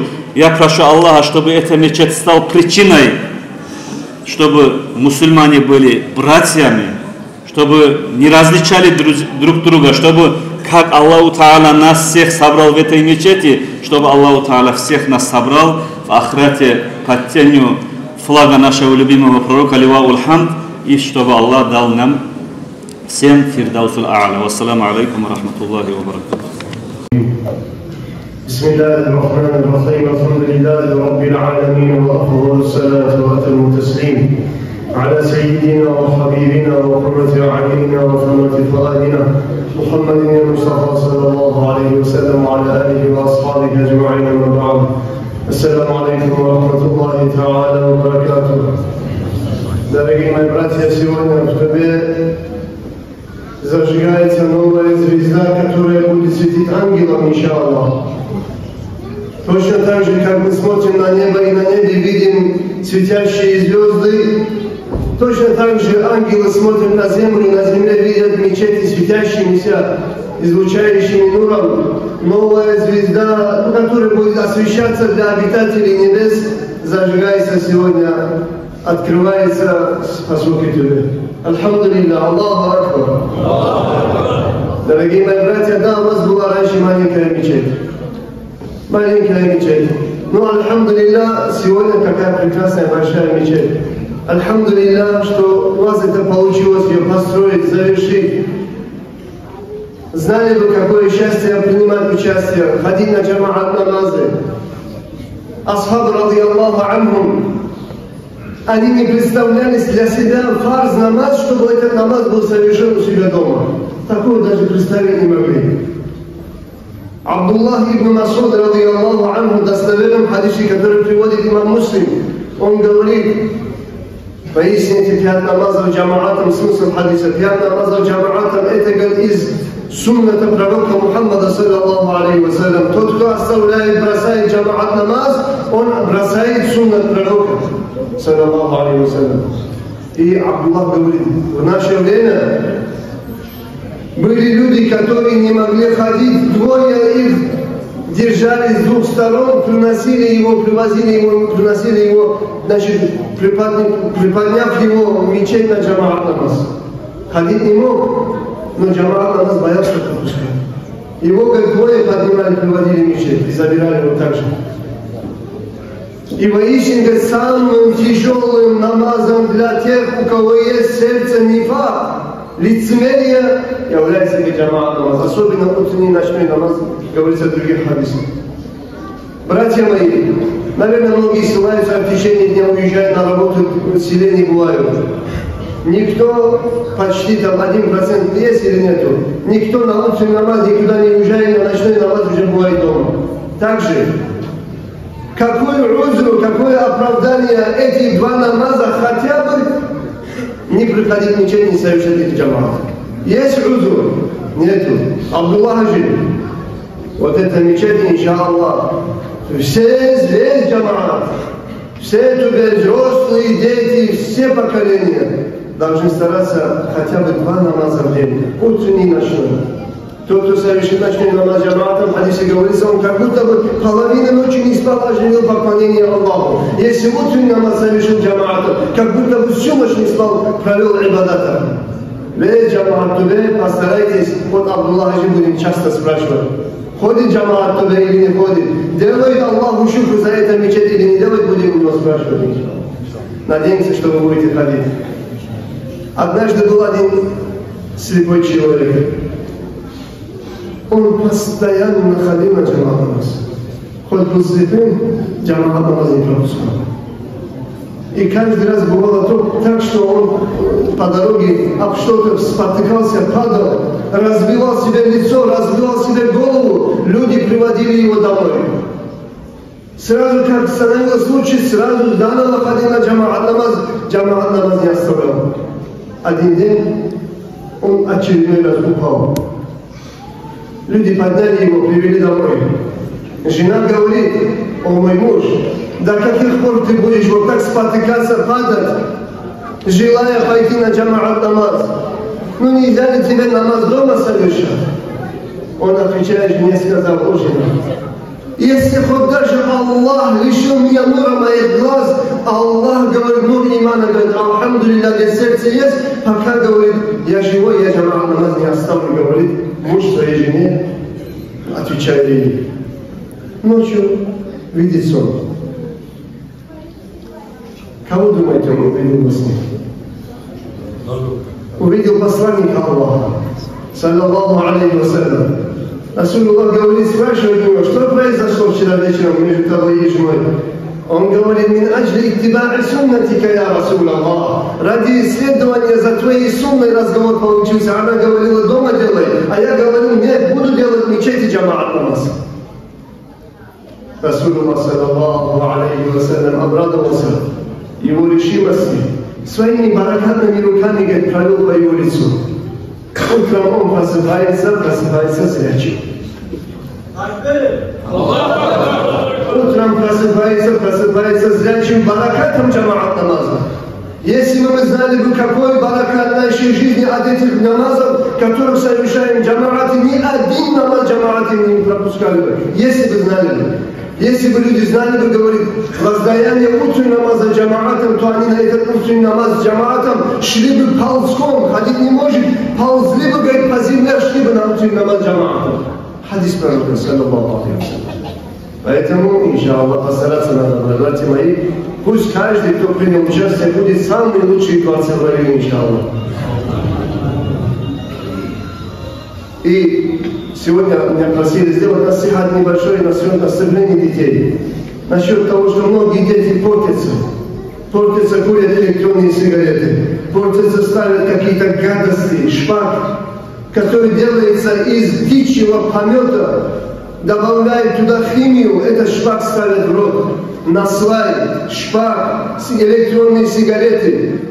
Беда этого времени энергетики. Эти все, то, что перечислено, и многие другие наркотические средства, алкоголь, все является тем, враги ислама хотят мусульман, детей, общество разложить, убить, уничтожить. Распространяют эту гадость среди мусульман, среди детей мусульман, среди школьников. Им не нужен крепкий уммат Мухаммада, им нужны дети больные, которые не доживут до старости, умрут детьми. Сегодня, родители, мы должны это остановить. Должны проверять своих детей, с кем общается, с кем ходит, после уроков, до уроков, что делает, что использует. Мы должны знать все, что портит разум человека, харам. Кулли мускилин хамрун, а кулли мускилин харамун. Харамун. Все, что одурманивает, является хамром. Любой хамр является харамом. Поэтому выбирать названия, много названий появилось, и многие еще, которые появятся, мы даже их не услышим, появятся. Враги ислама будут дальше тоже придумывать. Но все, что убирает разум человека, является харамом. Все, что сегодня энергетики, которые дети пьют, они переполнены большими дозами кофеина, заставляют почки, печень работать на 100% на износ. Почки, печень работают на износ. И что? Он не доживает. Он выпил очередную дозу, уже не очнулся. Сколько детей умирает сегодня от того, что энергетики пьют? Сколько взрослых людей показывают плохой пример детям, молодежи пьют энергетики, и взрослые дети. Не знают, что они этим самым наносят вред своему здоровью. А это тело, это же аманат, это не наша собственность. Это аманат, в который Аллах вселил нашу душу. Аллах нам велел и сказал: «Ваинна лиджасадика алейка хаккан». У тебя есть обязательство перед своим телом. Что попало с этим телом делать, у нас права нету, братья мои. Что попало туда бросать, у нас права нету. Это тело аманат. Его должны беречь. Хотим или не хотим. Если один офицер дает приказы солдатам рядовым, неправильные приказы, солдаты не могут обсуждать решение командующего и выполняют правильный приказ, неправильный приказ. Когда приходит вышестоящей должностью человек, чином, эти солдаты говорят: он нам давал неправильные приказы, потом его наказывают. Точно так же эти органы сегодня, если мы их используем не по назначению, эти органы, то, что мы ему говорим, они делают. Все, что мы туда захотим вливать, вливаем, портим здоровье себе. Но когда наступает судный день, эти органы были вынуждены нам подчиняться здесь в дуне. Судный день эти органы, Аллах им дает язык. руки разговаривают, тело разговаривает, говорят: «Я Аллах, мы вот этими органами грехи совершать, Аллах, мы не хотели Тебя ослушиваться, Аллах, мы не хотели совершать грех, мы не хотели совершать то, что Ты нам запретил, этот человек нас заставил, мы не хотели, этот человек нас заставил». Руки, ноги, глаза, уши, все разговаривает перед Аллахом. Человек посмотрит на свое тело, руки разговаривают, ноги разговаривают. А человек скажет: «Лима шахидтум алейна», почему вы сегодня, мое тело, против меня ты свидетельствуешь? Почему против меня свидетельствуешь? Вот так свидетельствовать будет наше тело против нас. Если туда всякую гадость тоже ставить, то, что Аллаху и пророку, саллаллаху алейхи вассалям, не нравится, против шариата, грехи будем совершать этим телом, и за это придется нам отвечать. Дай Аллах нам товфик, дорогие братья, чтобы наши мечети были заполнены, чтобы наши дети были алимами, хафизами, богобоязненными, праведными. Дай Аллах, чтобы эти мечети были заполненными нашими детьми, как заполнены школы. Сколько детей ходят в школы наших городов, садов, все эти дети должны быть в медресе, без исключения. Мы же все хотим, чтобы без исключения были в раю. Они все без исключения должны быть в мечетях на уроках. На уроках имана, ислама, Кур'ана. Минимальные знания должны все знать. Если не знают, перед Аллахом будет отвечать родители. На этом все. Ассаламу алейкум ва рахматуллахи ва баракатуху. Слава вам, баракаллаху, Allah razbostom za прекрасный совет, я Аллах. Сейчас время азана. Сейчас сначала азан послушаем и дальше продолжим и будем разговаривать, иншаллах. Аллаху акбар, Аллаху акбар,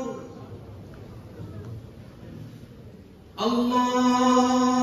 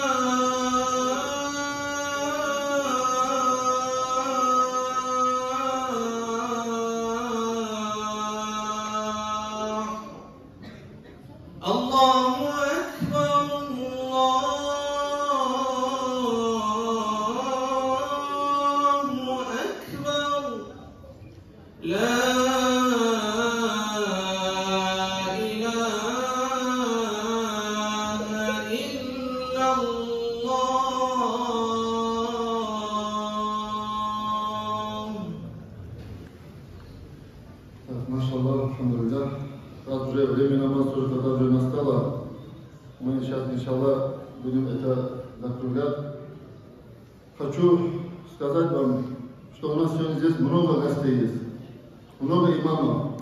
Районный имам Сарат наш, Абдулла Ажин, который раньше был имамом Хальмиолу, сейчас ректор Хафизской школы, действующий имам Хадмигаула есть, Алмалинский имам есть, Хасаевский имам есть, Хаматажи, Абдулбари Тумух имам есть, Камаль Тажи, Эрпелийский действующий имам есть, бывший имам Эрпелий, Маджтаж тоже есть, Сулейман Ажиин, Дорген имам Абдулазим Ажи есть, Имурат Ажиин, Хамад Саид Ажиин, Джамал,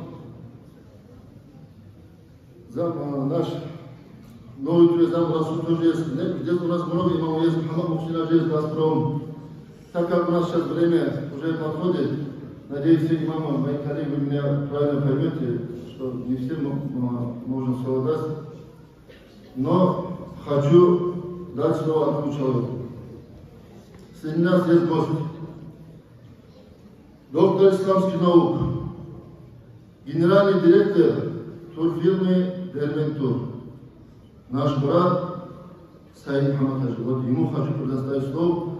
Имамы, как у нас издалека приехал гость. أعوذ بالله من الشيطان الرجيم بسم الله الرحمن الرحيم الحمد لله رب العالمين والصلاة والسلام على سيدنا وحبيبنا ونبينا وشفيعنا محمد صلى الله عليه وسلم وعلى آله وأصحابه أجمعين أما بعد السلام عليكم ورحمة الله وبركاته.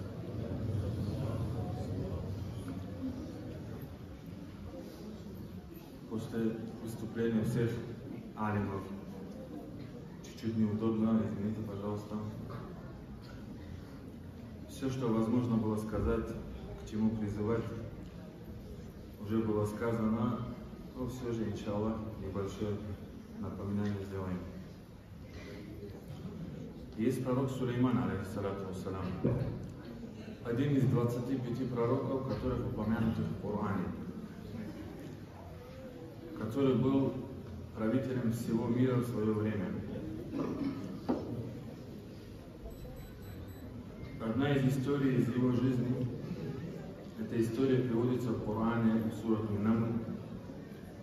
Бисмиллахир рахманир рахим. وَتَفَقَّدَ الطَّيْرَ قَالَ مَا لِيَ لَا أَرَى الْهُدْهُدَ وَكَانَ مِنَ الْغَائِبِينَ.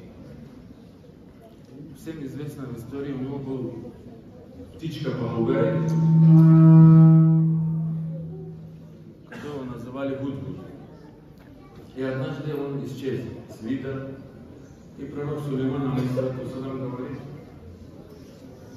куда пропал этот Гудгуд? Почему-то я его не вижу.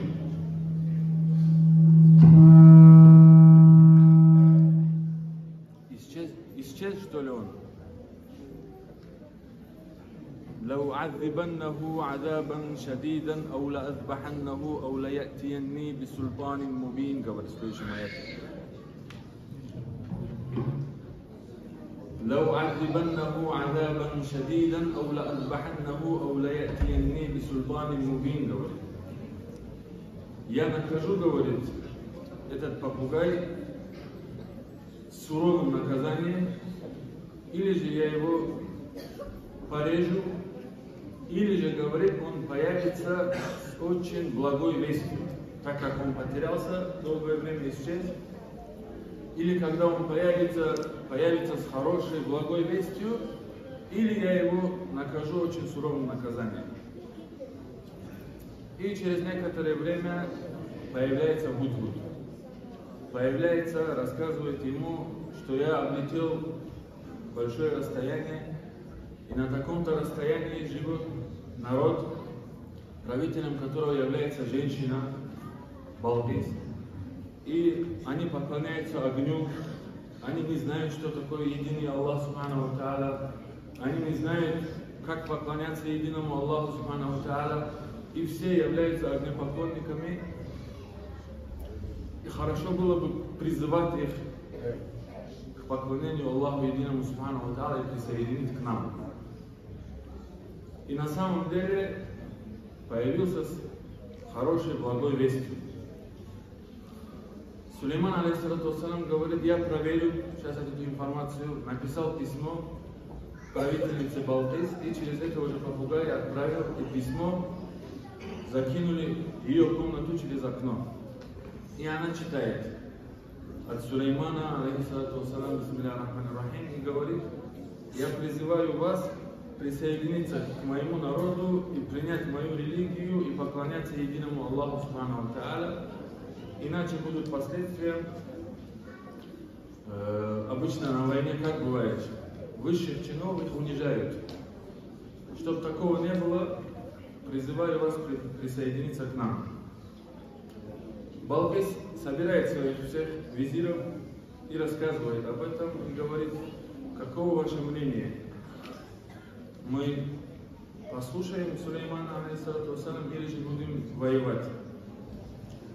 Она говорит, они говорят, ты наша правительница, какое решение ты примешь, мы последуем за тобой. И она говорит, давайте я сначала проверю, отправлю ему подарок. И постараюсь сделать какое-то мирное соглашение. Отправляет подарок пророку Сулейману, алейхиссалам, он отправляет уже более жесткий ответ. Ты хочешь меня своим богатством или подарками, какими-то вещами подкупить, если сказать в прямом смысле этого слова. Или же, еще раз предупреждаю, вы присоединитесь к нам, приняв нашу религию, или мы идем к вам с войной. В итоге было принято решение принять религию Аллаха, присоединиться к нам, и они присоединяются. И вот пророк Сулейман, алейхиссалату сидит своим народом. Пришли вести, что к обеду Балкис со своим народом наступят на землю Сулеймана, алейхиссалам. Маджлис начинается утром, сидит Сулейман, общается с народом, и вот к обеду они должны прийти. И в этот момент Гуд-Гуд ему нашепчивает на ухо и говорит, у Балкиса был, говорит, очень красивый трон. Трон из золота, очень хорошо он выглядел, если бы рядом с твоим троном здесь его поставить. И пророк Сулейман, алейхиссалам, озадачивает всех и говорит, кто сможет мне принести ее трон до того, пока она наступит сюда. И между ними расстояние почти месяц пути. По факту в обед они уже приходят.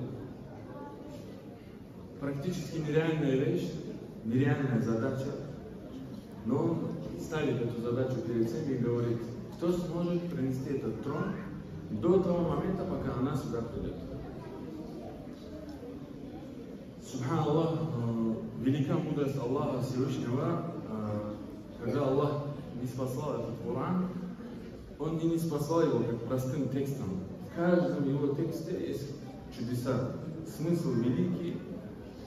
И Аллах сейчас рассказывает, как все это происходило, и говорит, «Qala ифритум миналь джинни, ана атика бихи кабла ан такума мин макамик». Аллах говорит, сказал джин по имени Ифрит, рассказывает в Коране нашему пророку, саллаллаху нам, эту историю и говорит, сказал джин по имени Ифрит. Что он сказал? «Ана атика бихи кабла ан такума мин макамик». Я принесу этот трон сюда, пока ты со своего места не станешь. В этом есть глубокий смысл. У пророка Сулеймана был адат, он утром садился на трон и сидел до обеда, не поднимаясь с трона, и общался с народом. И смысл Ифрита был такой, до обеда трон будет здесь. Пока ты с места встанешь, трон будет здесь. По факту устраивает. Ему так и нужно было, чтобы до обеда он был здесь. Но он говорит, не устраивает. Хочу еще раньше. Субханаллах, обратите внимание, дальше Аллах как рассказывает. Здесь в предыдущем аяте говорит, сказал джин по имени Ифрит. Дальше в этом маджлисе встал человек по имени Асиф ибн Бурхая, он один из асхабов пророка Сулеймана. Дальше он говорит, но Аллах рассказывает в Коране, кто говорит. Аллах не говорит, «Qala Асиф ибн Бурхая». В предыдущем аяте было сказано «Qala Ифрит», имя было названо джинна. Но здесь не говорит «Qala Асиф ибн Бурхая», сказал человек по имени Асиф ибн Бурхая. Или же Аллах не говорит «Qala асхабун мин асхаби Сулейман», сказал один из асхабов пророка Сулеймана, алейхиссалам. Как же Аллах доносит до нас этот хабар? Аллах говорит «Qala аллади индаху ильму миналь китаб». Сказал, говорит, тот, чье сердце было переполнено знаниями от Аллаха. Посмотрите, как Аллах передает эту информацию.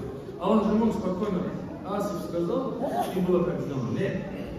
Аллах дает нам понять значимость его книги. Сказал, говорит тот, у кого были знания от книги Аллаха. Аллах дал здесь понять, не Асиф ибн Бурхая достоин всякой похвалы, а достойна похвалы именно книга Аллаха, посредством которого Асиф ибн Бурхая попросил у Аллаха, чтобы этот аж был здесь. И Аллах говорит, сказал тот, у кого были знания от книги Аллаха, я привезу этот трон, пока ты глазом моргнешь. И Сулейман, алейхиссалату вассалам, не успел глазом моргнуть, трон был рядом. Друзья, в чем мудрость этого чуда? Мудрость в том, что Асиф ибн Бурхая, прежде чем сказал Сулейману, что я этот трон принесу сюда, пока ты глазом моргнешь, он был 100% уверен в тех знаниях книги Аллаха Субхану ва Та'аля. Если я попрошу Аллаха посредством этих знаний, Аллах сделает мою просьбу. Он был уверен в этом. И уверенно, не сомневаясь в почете и уважении книги Аллаха перед Аллахом, и уверенно, то, что Аллах это исполнит, перед всем народом царства Сулеймана, алейхиссалату вассалам, он громко сказал, я принесу этот трон, пока ты глазом моргнешь. И пока глазом моргнул, трон был рядом. Друзья мои, исходя из этого рассказа, что хочется сказать? Каждый из нас мечтал бы быть асхабом пророка, саллаллаху алейхи вассалям. Увы, мы не удостоились той чести жить с ним вместе в то его время, в ту эпоху. Но каждый из нас мечтает в раю быть вместе с пророком, саллаллаху алейхи вассалям. Но для этого, чтобы в раю быть вместе с ним, Аллах и пророк, саллаллаху алейхи вассалям, нам оставили путь, почему идти. И это книга Аллаха. Книга Аллаха есть среди нас. Книга Аллаха есть в каждом доме. Просто вопрос в чем? Мы читаем его вообще или нет? Мы следуем этому книге или нет? Или он просто у нас на полке лежит? Друзья мои, каждый из нас знает, что один прекрасный день наступит час его смерти. Имам Газали, рахимахуллах, говорит, смерть не страшна тем, что она придет. Каждый из нас знает, что смерть приходит. Мы видим перед нашими глазами, родные умирают, соседи умирают, близкие умирают. Он 100% придет. Смерть не страшна, говорит, тем, что он обязательно придет. Она страшна тем, что он приходит внезапно, говорит имам Газали, рахимахуллах. Смерть никогда не предупреждает, что я иду, готовься. Он страшен именно тем, что он внезапно придет. Ни у одного из нас, кто здесь сидим, нет гарантии, завтра мы будем живы или нет. Неделю мы еще останемся или нет. Месяц мы останемся или нет. Но, когда мы умрем, когда наступит судный день, когда каждый из нас будет стоять перед Аллахом, субхану ва тааля, когда каждый из нас будет проходить через допрос, когда Аллах, субхану ва тааля, спросит, о мой раб, я столько ни'матов тебе дал. Элементарно ни'мат глаз. Любой из нас может просто закрыть глаза, пойти на 100 метров. Он поймет, какой великий же ни'мат эти глаза Аллах дал. Любой из нас просто завяжет веревкой свои ноги и пойдет исправить нужду в туалет. Он поймет, какова же ценность этих ног, которые Аллах нам дал.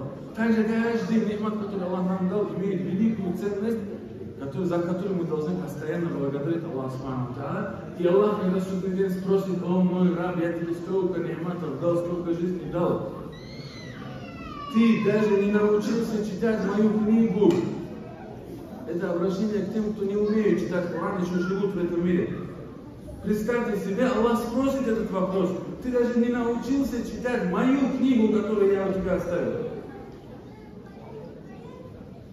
В каком состоянии мы будем смотреть на Аллаха? Какой будет у нас ответ? Будет ли у нас вообще ответ в этот момент? Друзья, просто представьте себе. Мы здесь сегодня сидим на маджлисе, альхамдулилля, пусть Аллах примет у каждого. Завтра приходит этот внезапный смерть какому-нибудь из нас. Мы еще не умеем даже Коран читать.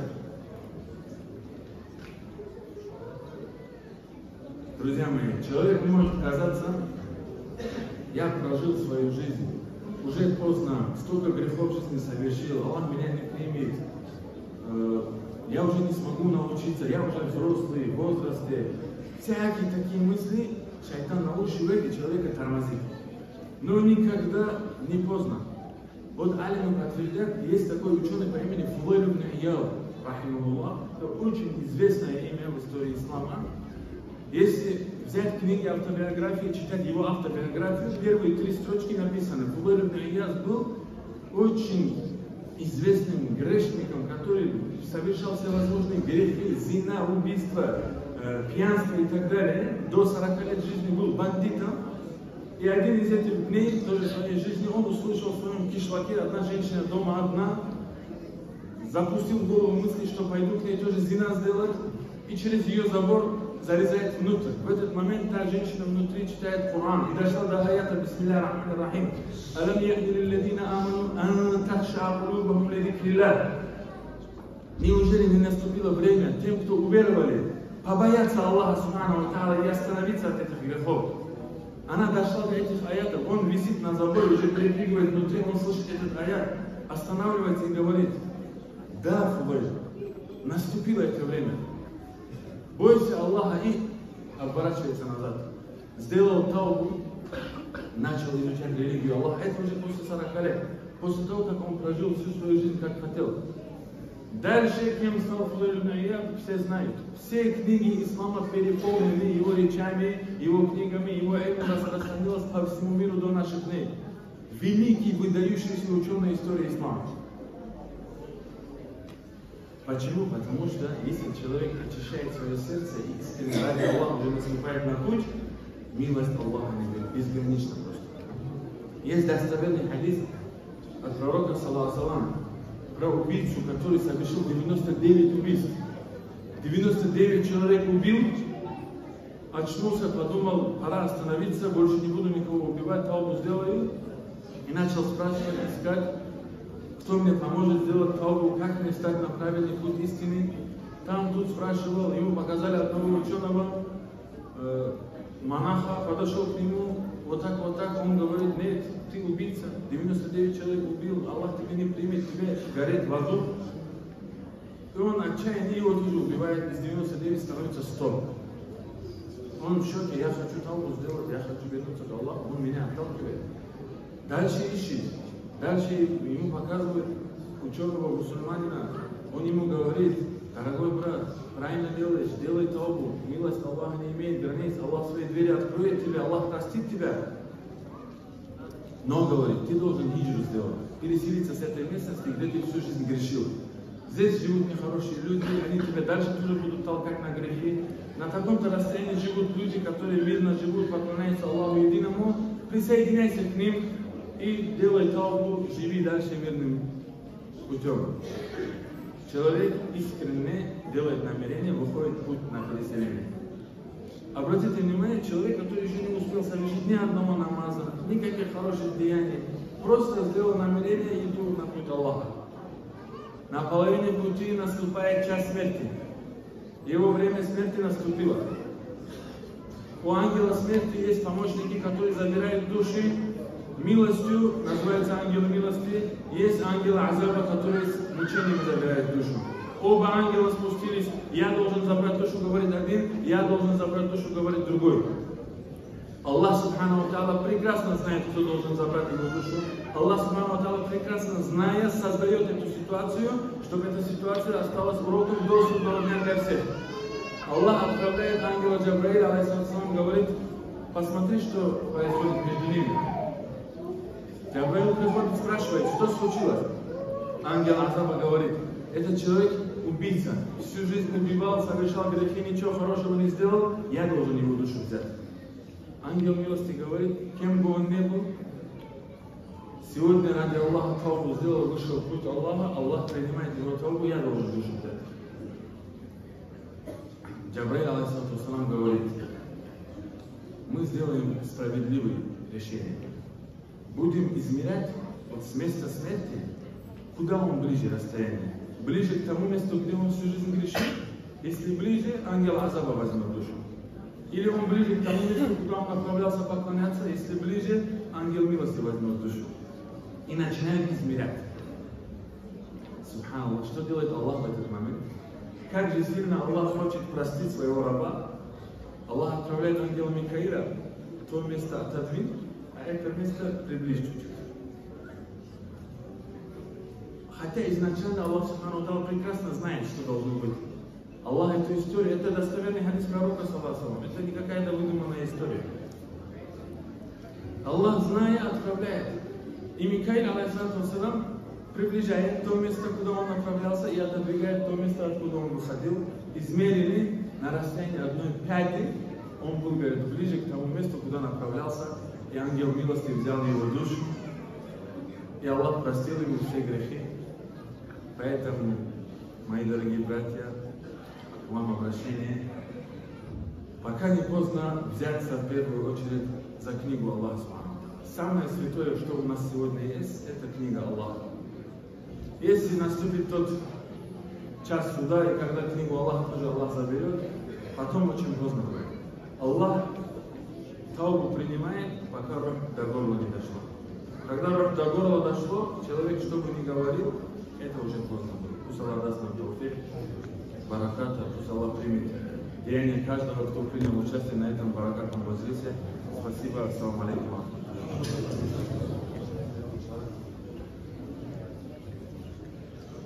Баракаллах, Сайд Мухаммад Ажи, Аллах рад Бог дала, что пришли, нашли время, пришли нас смотреть. Уважаемые, чтобы вот это, чтобы сильно не растягивался, сейчас, иншаллах, будем разыгрывать призы. Хочу спросить, всем ли достались номерки? Всем достались, даже? Сейчас еще такой маленький вопрос. В этих номерках нам один хороший человек вот эти номерки нам сделал. Он туда поставил сурат Кааба. Вам просьба, у кого-то номерки есть, их на улице не бросайте, где топтают. Хорошо? Из-за уважения Кааба. Вот эти номерки сохраните. Сейчас будем разыгрывать призы, но перед призами хочу от лица. Сначала поблагодарю, конечно, кто все пришел еще раз. Всех спонсоров, всех глав, которые здесь присутствуют. Баракаллах, что пришли, уделили нам времени. Пускай Аллах тоже вам уделит времени райскими неаматами Аллах. Иншаллах, сейчас хочу перед розыгрышами, кто на улице тоже приходите, чтобы розыгрыши свои, если что, подарок получить. Но в первую очередь хочу от лица нашего джамаата тебе маленький, скромный подарок сделать нашему воспитателю, нашему устазу Арслан Афанди, от вашего имени. Можно же?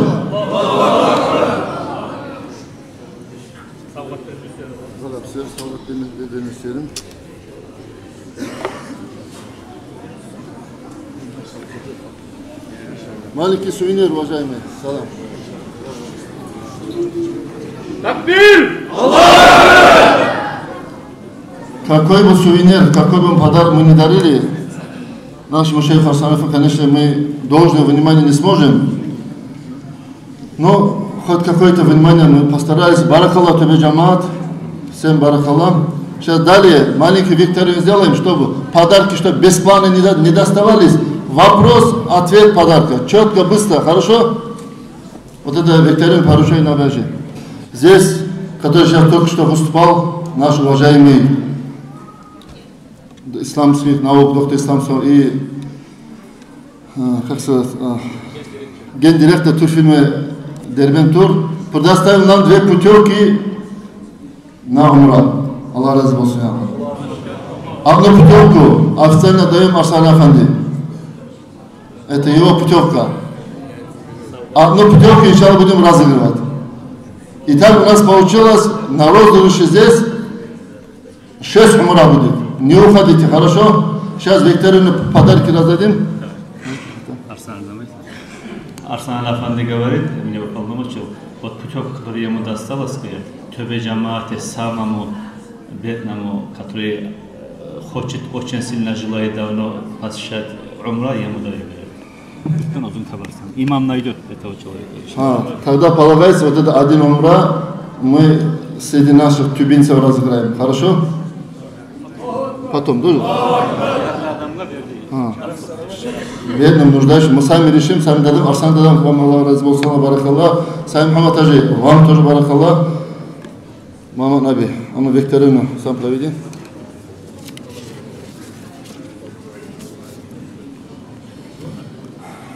Ассаламу алейкум ва рахматуллах. Джамаат, уважаемые гости, братья и сестры. Во-первых, конечно, хочу поздравить Джамаат поселка Төбе с этим праздничным днем. В календаре можно красным отметить открытие мечети. Маша Аллах, очень красивая, вместительная, большая мечеть. Дай Аллах, чтобы эта мечеть служила объединению Джамаата поселка Төбе.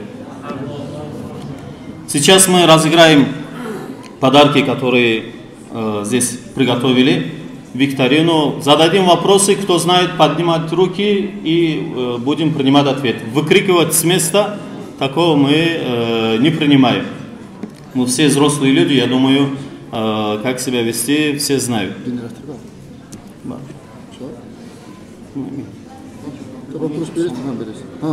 Потом. Первый вопрос, вот на втором этаже, взрослые, мужчины, женщины, разницы нет. Кто знает, пускай руки поднимает. Кто первый поднимет, его и будем спрашивать. Чтобы вопрос у меня обложить, чтобы, не знаю, чтобы посмотрел, чтобы споров не было. Женщине мы же не видим, что есть поднимет. Скажи, 5 вопросов мужчина, 5 вопросов женщина. Попросили разделить, ну, районный имам лучше знает, как сделаем, иншаллах. Да, вот женщинам мы уже потом. Сейчас мужчинам, потом женщинам 5 вопросов зададим. Иншаллах, кто ответит, здесь есть хорошие сувениры, подарки. Первый вопрос такой. Кто из пророков покинул этот мир, опираясь на свой посох? Сулейман, алейхиссалам. Подходи.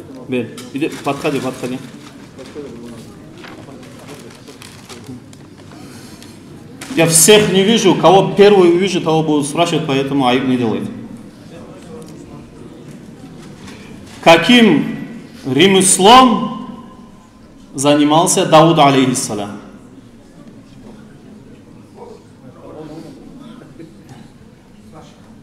Сварщик. Здесь один из них был. Первый один из них был. Вот,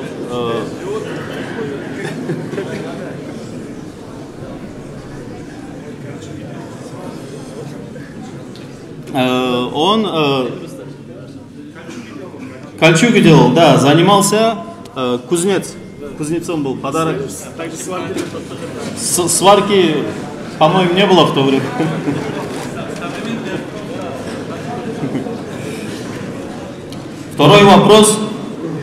Второй вопрос.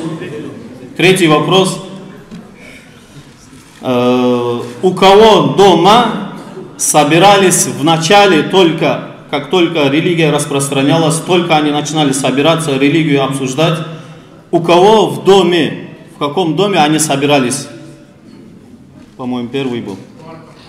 В доме Аркама, ради Аллаху анху. В доме Аркама, да, ответ был правильный. Четвертый вопрос. Кто приказал бросить Ибрагима, алейхиссалам, в костер? Кто? Намруд.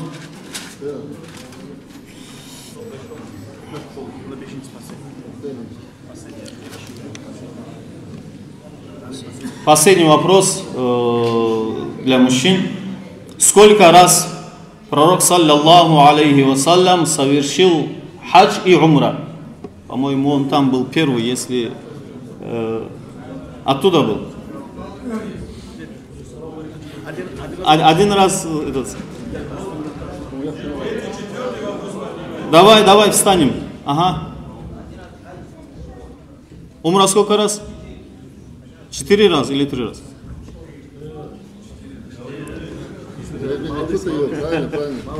Один раз хадж, 4 раза совершил умра пророк саллаллаху алейхи вассалям.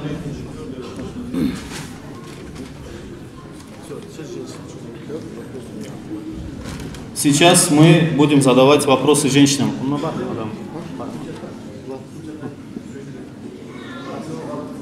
Одна женщина вот здесь нам передавает, кто ответит, нам оттуда сверху скажет, хорошо? Если поднимут, если есть ответ, сразу скажите, есть ответ, если нет, то мы дальше будем задавать следующий вопрос. Вопрос женщинам. Как называется пещера, в которой пророк Мухаммад саллаллаху алейхи вассалям и Абу Бакр радийаллаху анху, они укрылись, когда переселялись из Мекки в Медину? Есть ответ. Какой ответ?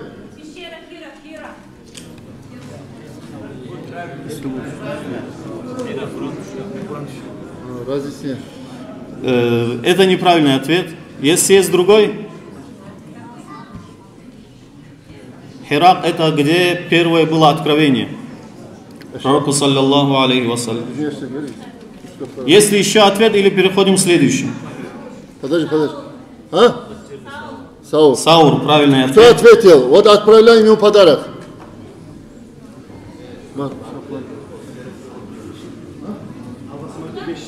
Все 5 подарков отправим. Только кто ответил, сами раздадите, хорошо? Раз.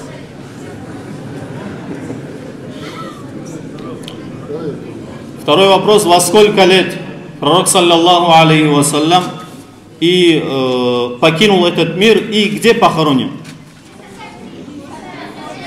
Без выкриков, если можно. Там есть в одном вопросе 2 ответа. 63 года, Медина, вот. Второй подарок есть. Во сколько лет было первое откровение пророку саллаллаху алейхи вассалям? Там и правильные, и неправильные ответы летят оттуда. Мы там уже по справедливости посмотрите. 40 лет, вот правильный ответ. Кто первый ответил, вот ему дадите. Ей передадите. Дайте. Почему? Следующий вопрос. Почему, по какой причине назван годом печали? Такой вопрос. По какой причине? Если ответ, слушаем.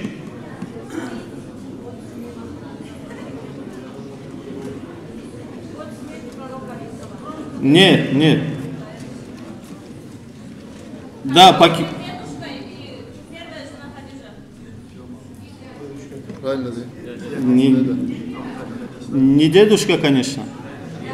Дядя пророка саллаллаху алейхи вассалям. Да, ответ верный. В один год покинула мир Хадиджа радийаллаху анха, и дядя пророка саллаллаху алейхи вассалям из-за этого назвали год скорби, годом печали. 5 получил. 5 же вопросов было, даже? 4, да? Было. Еще один сделать. Последний вопрос.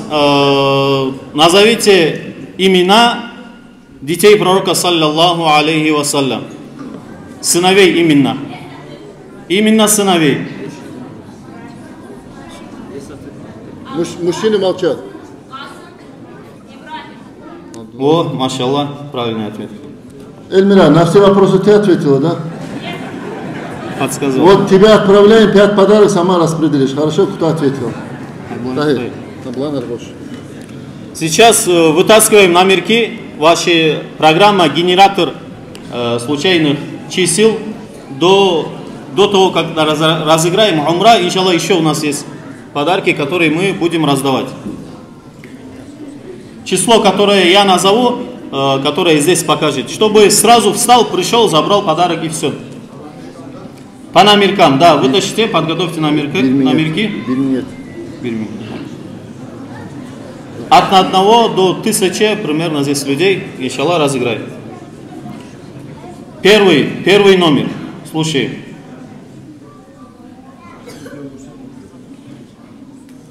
325. Чей номер? Подходите. 325.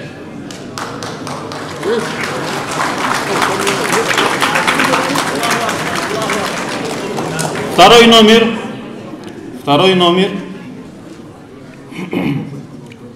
468. Кто? 468.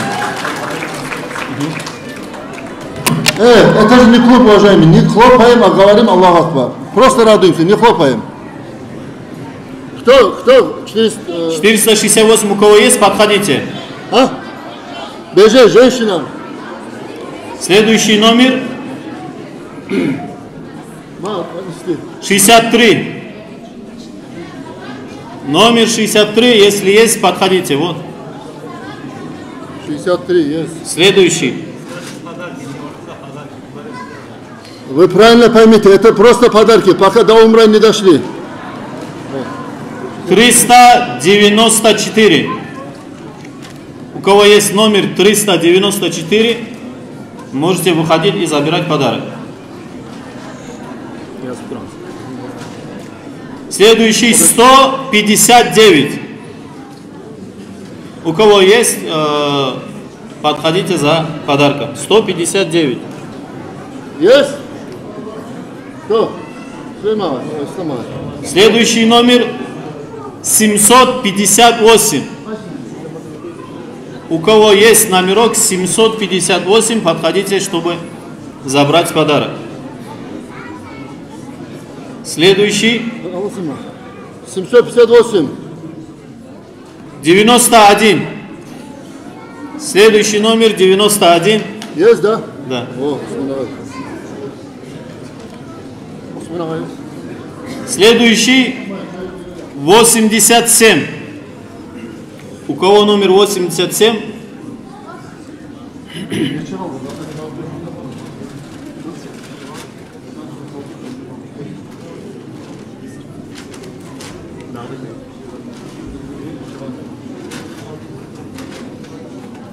Восемьдесят семь.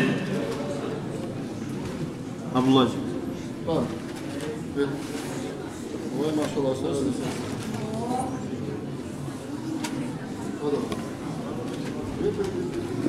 Следующий 169. Если у кого есть номер 169, машаллах. Следующий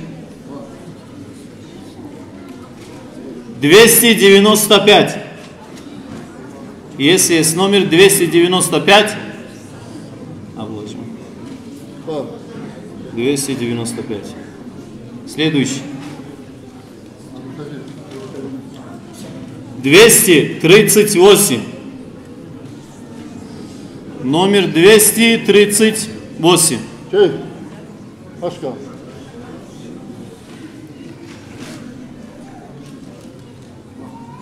270 следующий. Номер 270.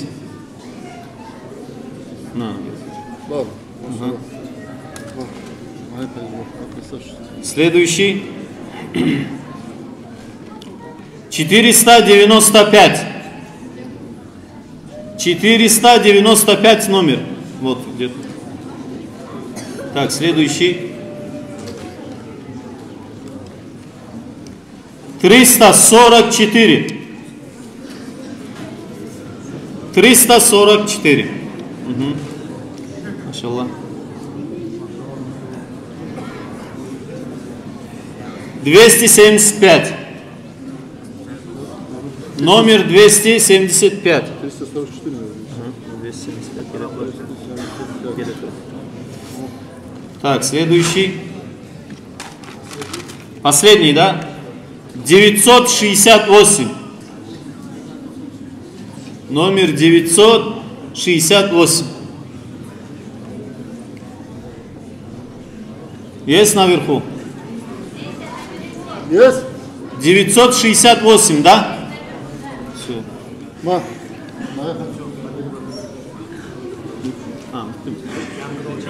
Все, был. Баракаллах, подарки раздали, викторину сделали. Сейчас, иншаллах, мы, Абдуллах Хаджи, заново путевки на умра, номерки не выбрасывайте, держите. Сейчас заново именно на умра будем разыгрывать.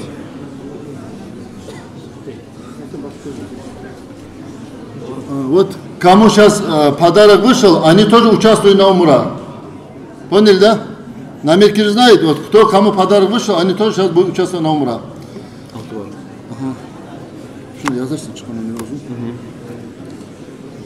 Путевка на умра. Итак, первый.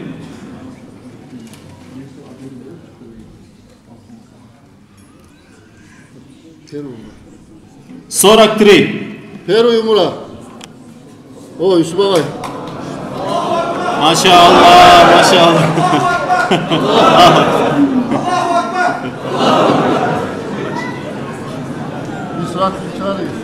43.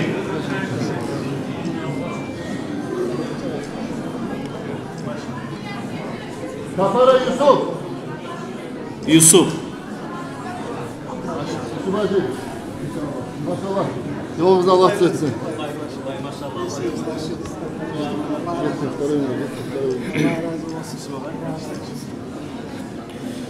Вторая умра.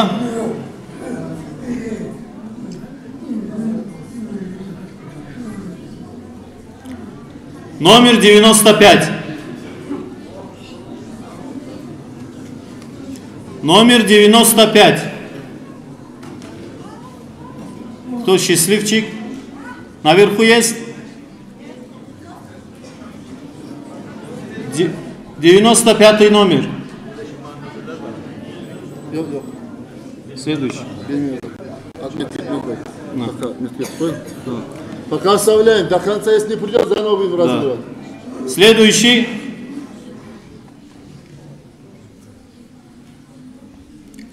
$372.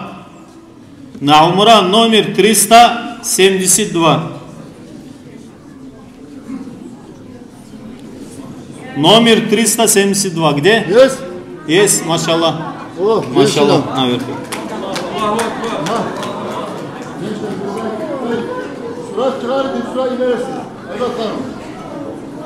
Машаллах. Наша учительница поселка Тюбе Айбат Ханум. Yolumuzu Allah düzelsin ya Allah. Следующий.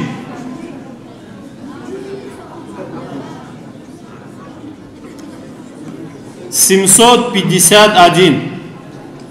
751. Вот идет молодой.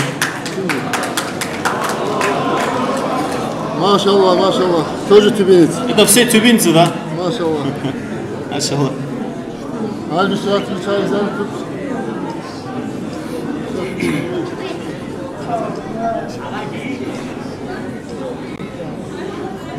Yolunu Allah düzelsin ya Allah. Следующий номер.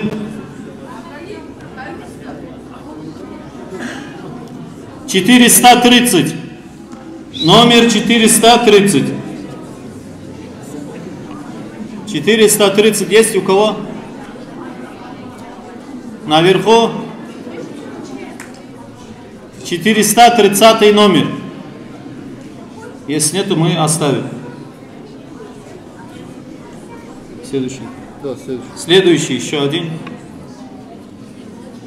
Şundayım, toxtaysan biraz. 966. Номер 966. Var mı? Где? Машаллах, идем. Bu kaydanlı. Откуда? Поселка Tübe. Tübe. Maşallah. Hadi. Hadi şu altına oynaldık tek çıkmak Allah'ın yanına. Yanındaki. Два номера, которые остались, у кого есть 95 у нас остался, и 430. Есть эти люди? Если этих людей нету, мы переиграем. На кухне же слышно. Пускай тогда скажут нам. Бара, берегись. Еще раз скажи номер. Номер 95 и 430.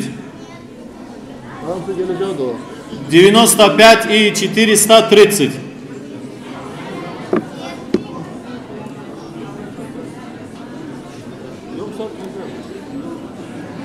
А Владимир, там на руке быстро написать выйти нельзя, да? Все, 95 вычеркиваем. Есть? А?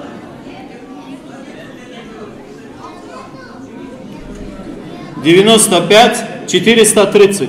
Если нету, сейчас мы будем переигрывать.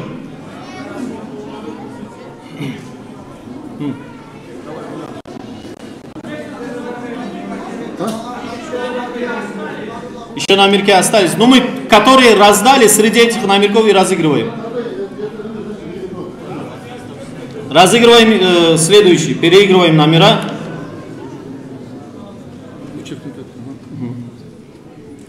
409.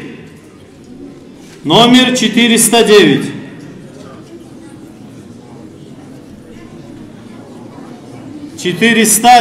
Номер. Есть наверху?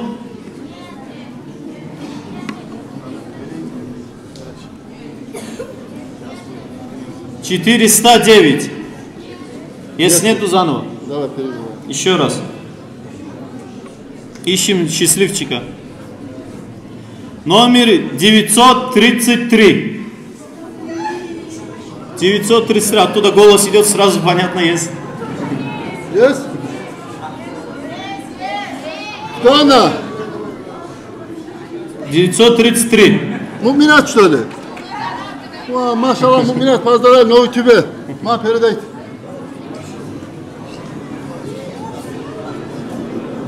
Последний умра.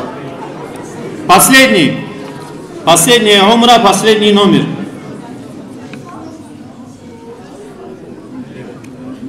«34». У кого есть 3? Машаллах, машаллах. Камал Хаджи.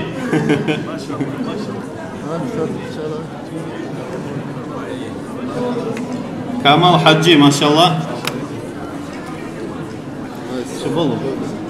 Баракаллах всем, кто умра, не забывайте дуа делать всем. Кто выиграл, потом Магарич я жду.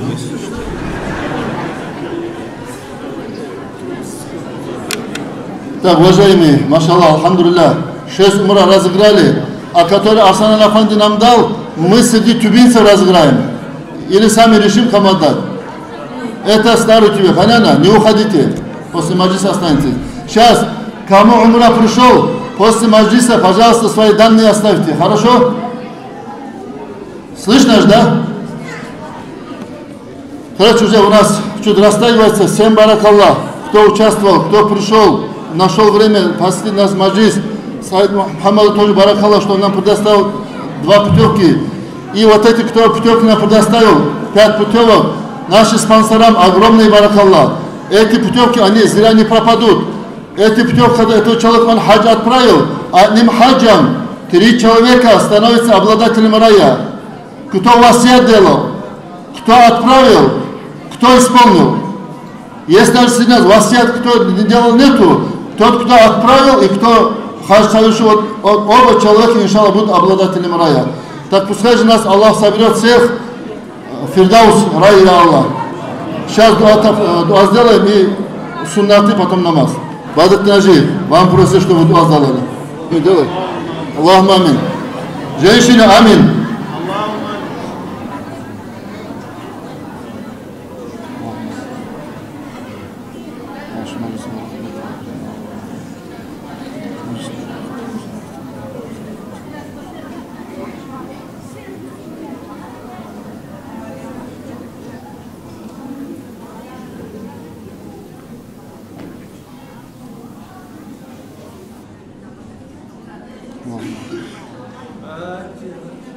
فاتحة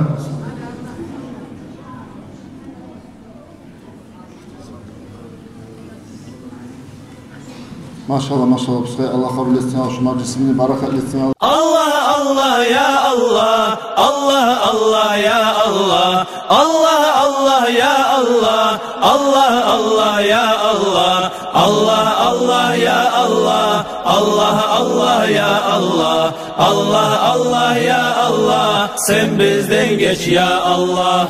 Bismillah bulan başlap beni kalamım yaza, noksan sıfattan Allah seni ete biz taza. Sen birsen ortakçım yok, güçlüsün kuduratlıysan, alimler maktav etken 99 atlısan. Hakim şeylik geltirse aklarımını birine, oltalaysız yes olur cehennemini törüne. Malayiklerine de getir iman salabız, kalamın Kur'an'a da biz şeksiz inanabız. Peygamber hak gertidip yüreğini begete biz, kıyamet günü olacak dep şahlık ete biz. Kadarın iki türlü, yakşı da bar yamanna, senden Allah şu kadar dey biz gelgen zamanna. Amantu billahini şolay gelgen gelişi, mümin kullardan bola şoğar inanan kişi. Şolağa da inanıp kirinip tazalanıp, etken günah işlerin göz aldına da alıp, tövbe etti hükünüp ben de ölecek menep, geri urvan zahlanı dağı etmeyecek menep. Namazını orazanı verip maldan zakatını, yürütme getiyişli Allah borç etken zanı. Namazını kılmay gallar, oraza tutmay gallar, zakatını vermey geller, dinini yürütmey geller. Allah'a şükür etmey, nimetlerini aşaysız, çarkıgız suygen etip kulüp oynap yaşaysız. Oylaysızsın macak dep haligi bar güçügüz, Tanrı'na kıyamet gün bolacak hükümçügüz. Köp güçlüler yığılgan bağrın sari saz kabıp, köp baylar malın koyup yatkallar toprak yapıp. Baylar nege aşağın artka saldırmağallar, baylık bulan calların nege kaldırmağallar, nege olar kalmaz. Allah Allah ya Allah, Allah Allah ya Allah, Allah Allah ya Allah, Allah Allah ya Allah, Allah Allah ya Allah, Allah Allah ya Allah, Allah Allah ya Allah, sen bizden geç ya Allah. Bismillah bulan başlap beni kalamım yaza, noksan sıfattan Allah seni ete biz taza. Sen birsen ortakçım yok, güçlüsün kuduratlıysan, alimler maktav etken 99 atlısan. Hakim şeylik geltirse aklarımını birine, oltalaysız yes olur cehennemini törüne. Malayiklerine de getir iman salabız, kalamın Kur'an'a da biz şeksiz inanabız. Peygamber hak gertidip yüreğini begete biz, kıyamet günü olacak dep şahlık ete biz. Kadarın iki türlü, yakşı da bar yamanna, senden Allah şu kadar dey biz gelgen.